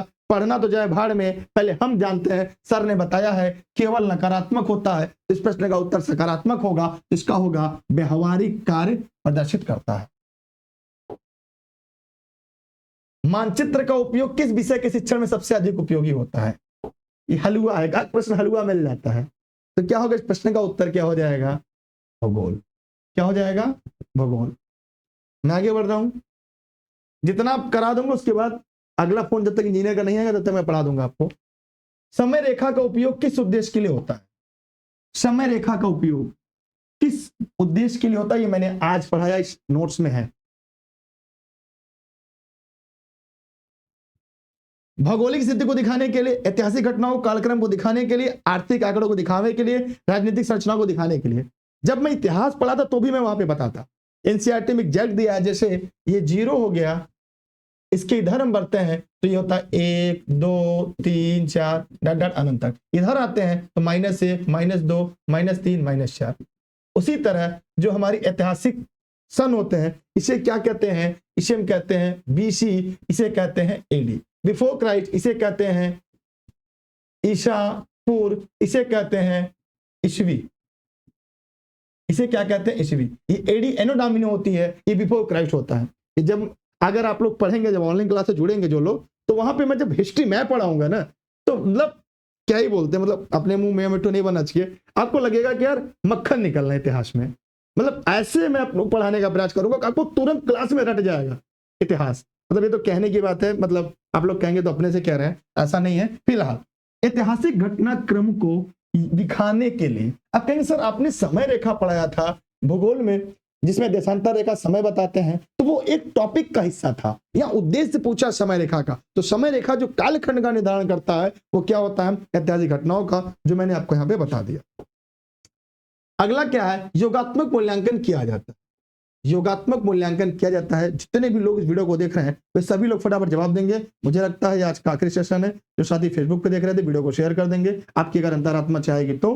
ठीक, यहाँ पे मैं देखूं योगात्मक मूल्यांकन किया जाता है। वीडियो थोड़ा सा लंबा होगा, बड़ा होगा, लेकिन आपके सिलेक्शन से बड़ा नहीं है। योगात्मक मूल्यांकन किया जाता है शिक्षण के दौरान, शिक्षण शुरू करने से पहले, शिक्षण पूर्ण होने के बाद, कभी नहीं। क्या आपको फैलन ट्रेनिंग याद है आपकी इस बार की? अगर याद होगा तो जवाब दे लेंगे।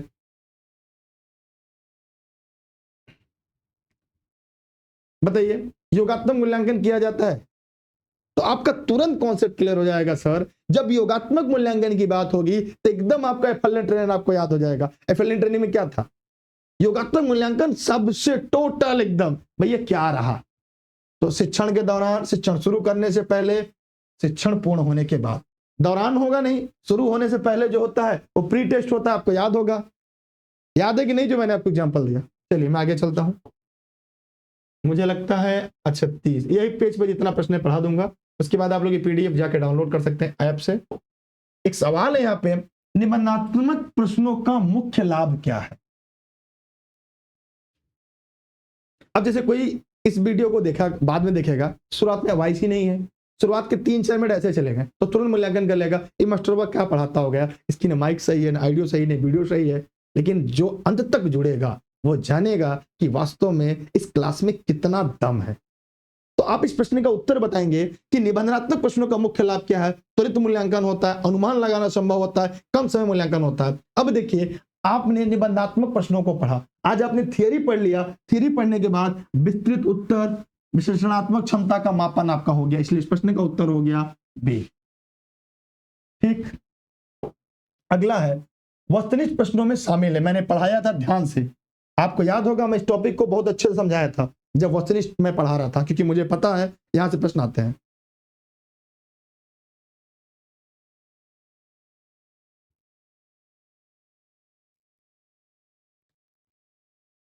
कोई बात नहीं, मैं तो निराश होता, मैं क्लास ही नहीं पढ़ाता, एक बच्चा रहेगा तब भी मैं पढ़ाऊंगा। यूपी का कोई जिला नहीं होगा जहां मेरा पढ़ाया 69,000 में 68,500 में ना मिले। अगर आपके स्कूल में कोई होगा तो जरूर इलानी दुर्गेश या दुर्गेश को जरूर जानता होगा, कभी चर्चा करिएगा, शायद आपको जवाब इसका मिल जाएगा। फिलहाल हम लोग टॉपिक पे बात करते हैं, वस्तुनिष्ठ प्रश्नों में शामिल। तो याद रखिएगा, बहुविकल्पी प्रश्न, सत्य असत्य, रिक्त स्थान। यहां पे इस प्रश्न का उत्तर क्या हो जाएगा बी। अगर हम इस प्रश्न के उत्तर की तरफ चलेंगे, यहां पे क्या हो जाएगा बी। अगर आपने इस प्रश्न को बी लॉक किया तो इसका मतलब है आपको जवाब आ रहा है। परियोजना कार्य के माध्यम से विकसित होता है, परियोजना कार्य के माध्यम से विकसित होता है। 33 का जवाब दीजिएगा, फटाफट दीजिएगा मुझे, क्योंकि भी बताइए फटाफट कमेंट करिए, जितने लोग इस वीडियो को देख रहे हैं सभी लोग जवाब दीजिएगा फटाफट अंदाज में। अब तुरंत आप कहेंगे सर इसका उत्तर क्या हो जाएगा, शोध क्षमता, सृजनात्मकता और समस्या समाधान। रटन विधि की सबसे बड़ी समस्या क्या है, रटन विधि की सबसे बड़ी समस्या क्या है।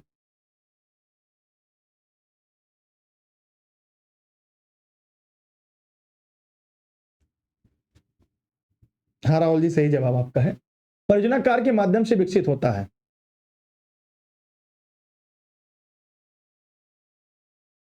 अब तुरंत आप कह देंगे कि सर इसमें रटन विधि में क्या होती है, समय तो बच जाता है, आसान मूल्यांकन हो जाता है, समय सभी छात्र कर सकते हैं, लेकिन समझ का अभाव और यांत्रिक अधिगम होता है। और हम कोशिश करते हैं आपको अपनी क्लास में ऐसे ट्रिक्स, ऐसे चीजें बताने का जहां आप याद ना करें। शायद आपने भी देखा होगा, महसूस किया होगा, यहाँ जितने भी टीचर पढ़ाते हैं वो आपके दिमाग में चीजों को बैठाने, छापने का प्रयास करते हैं, याद करवाने का प्रयास नहीं करते। अगला है तकनीकी एकीकरण में चुनौती है। क्या है, जो तकनीकी एकीकरण में चुनौती है। प्रश्न नंबर 35 जवाब दीजिएगा, सभी लोग फटाफट जवाब दीजिएगा। अब तुरंत, अब तो एक ऐसी थियरी आपको मैंने बता दी है, हाँ बी ही आ रहा है। इसका कारण ये जो क्वेश्चन लॉक हुआ था, टाइप हुआ, देखिए देखिए इस समय पूरा दिन आपकी नोट्स टाइप हो रही है, क्लास चल रही है, तो शॉर्टकट के लिए कोशिश में इतना उनको समझाता हूँ जो टाइप करते हैं, और समझ लीजिए टाइप करने के बाद मुझे भेजते मिलान करने के लिए, मैं उनको बोलता हूँ लेकिन फिर वो मानते नहीं कि सर जल्दी चाहिए, तो अब मुझे क्लास खत्म करनी पड़ेगी फटाक से। आज का आखिरी सवाल है, इंजीनियर आ चुके हैं, स्टूडियो स्टूडियो में आइए, स्टूडियो में आइए, नीचे स्टूडियो में, ठीक है। यहाँ पे क्या होगा, तकनीकी एकीकरण में चुनौती है। 35 जवाब फटाफट दीजिएगा, तुरंत कहें संसाधनों को उपलब्धता और शिक्षक प्रशिक्षण। गेमिफिकेशन का अर्थ क्या, मैंने पढ़ाया था और समझाया भी था। गेमिफिकेशन में क्या होता है, शिक्षण में खेल तत्वों का उपयोग करना, इसे कहते हैं गेमिफिकेशन। ठीक है, क्या कहते हैं, गेमिफिकेशन कहते हैं। तो यहां तक हमने प्रश्न को पढ़ लिया। अगर किसी के मन में कोई सवाल हो, कोई प्रश्न हो तो कमेंट कर सकता है। एनईपी में पाठ्यक्रम एकीकरण का तात्पर्य क्या है, चलिए इस प्रश्न का जवाब दे दीजिएगा अपने हिसाब से, आपको उत्तर तो पता हो गया होगा सभी लोग को इस प्रश्न का उत्तर क्या होने वाला है। आप लोग ऑनलाइन क्लास नोट संबंध अगर कोई भी जानकारी चाहिए इस नंबर पर कॉल या व्हाट्सएप कर सकते हैं। मेरी क्लास आपको निःशुल्क देशित में राशि तो मिलती रहती है, इसलिए आप लोग पढ़ते रहिए, मस्त रहिए। ईश्वर करे पहली बार में आप सीटेट क्वालिफाई हो जाएं, भले मिठाई मत खिलाइए, लेकिन अपने परिवार, अपने लोगों के साथ खुश रहिएगा, मस्त रहिएगा।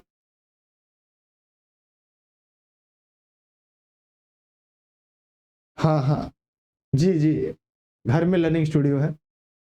तो इसलिए आपका यहाँ पे जो कॉन्सेप्ट है वो मुझे लग रहा है आपका क्लियर हो गया होगा। आप लोग वीडियो को शेयर करना है तो शेयर करिएगा, लाइक करना हो लाइक करिएगा, जो मन करे वो करिएगा। जो ऑनलाइन क्लास से जुड़े तो उन सभी को वीडियो मिल गई है, आप लोगों ने पढ़ लिया है। और आपको अभी तो ये काफ़ी लंबा है, अभी मतलब मैं आपको बता दूँ, ये अभी ये टॉपिक का नोट्स खत्म हुआ है, अब इसमें और ज़्यादा, अब अगला टॉपिक यहाँ शुरू होता। अच्छा, मैं जल्दी से चाहूँ तो मैं खत्म कर दूँ।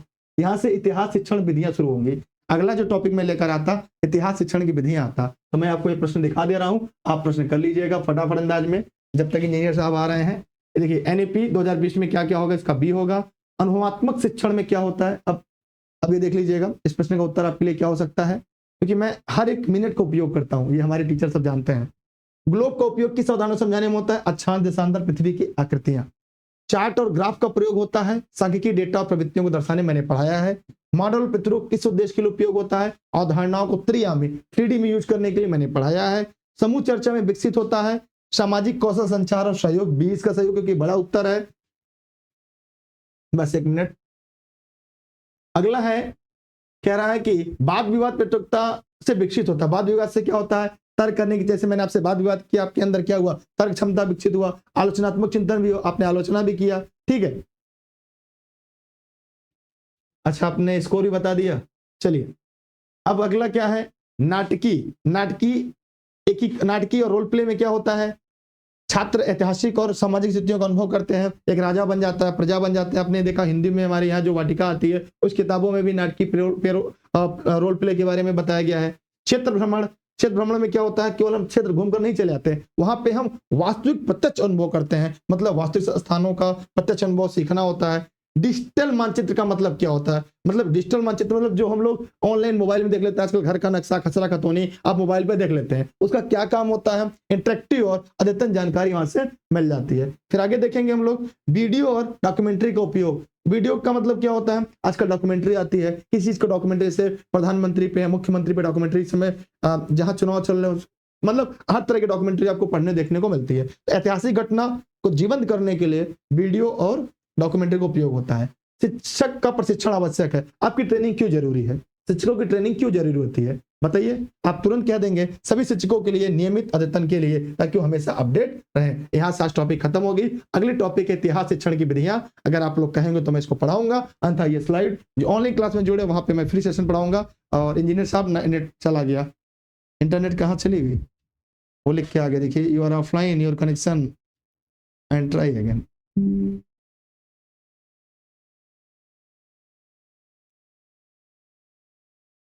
ये क्या हो गया, क्या आप वहां खोल के आए क्या, खोल के आए क्या, हाँ।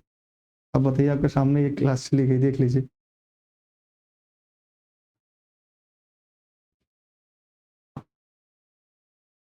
अब तो ऑफलाइन कर दिए हमको, कैसे हो गए, ये देखिए, ओह वहां से हिल गया लग रहा है, वहां से हिल गया है लग रहा है क्या।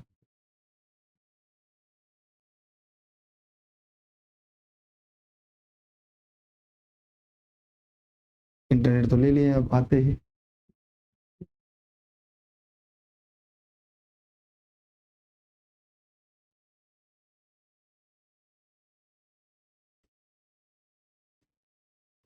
मैसेज डाल दे, क्लास तो रुक गई। आ गया इंटरनेट, क्या आ गया, आ गया इंटरनेट, इंटरनेट आ गया क्या, आ गया ना, वहां देखिए बन गया कंप्यूटर, आ गया। चलिए, अच्छा इंटरनेट आ गया, आ गया, इंटरनेट चला गया था, इंटरनेट चला गया था, अब आ गया। जैसे इंजीनियर आगे खड़े हुए थे, इंटरनेट चला गया। हाँ, इंटरनेट थोड़ी समस्या थी, कई बार क्लासेज में थोड़ी समस्या आती थी, उस समस्या को समाप्त करने के लिए इंजीनियर साहब आ चुके हैं, और आपकी संख्या मुझे लगता है कम या ज्यादा होगी। अगली टॉपिक जो है इतिहास शिक्षण की विधियां और दृष्टिकोण। तो वही हाल है कि आप लोग को चीजें मिल रही हैं, आप ठीक है, सीनियर है, कोई बात नहीं, मैं आपका सहायक हूँ। तो फिलहाल आप लोगों ने सीखिया, पढ़ा, समझा, और यहाँ से किसी को डाउट हो, कोई दिक्कत हो तो पूछ लेगा, क्योंकि इंटरनेट चला गया था, फिर वापस आ गया, इसी को दुरुस्त कराना, ताकि अब कभी क्लास में आपकी इंटरनेट सुविधा ना जाए। आज हम लोग पूरा कोशिश यही करेंगे, इंटरनेट क्लासरूम में कभी आपका डिस्टर्ब ना होने, ठीक है। जैसी इच्छा वीडियो को शेयर करिएगा, अगर आपका कोई प्रश्न, कोई सवाल, फटाफट पूछ लीजिएगा, क्योंकि आज के लिए इतना ही। अगली क्लास कितने बजे रखें? 9 बज रहा है ना, 10 बजे होगी तो जो भी होगा क्लास होगा, ठीक है। इस तरह सारे सेशन हम आपके लिए डे बाय डे लेकर आते रहेंगे। वीडियो को शेयर करते रहेगा, जुड़े रहिएगा जहां भी इसको देख रहे हैं। Thank you, bye bye.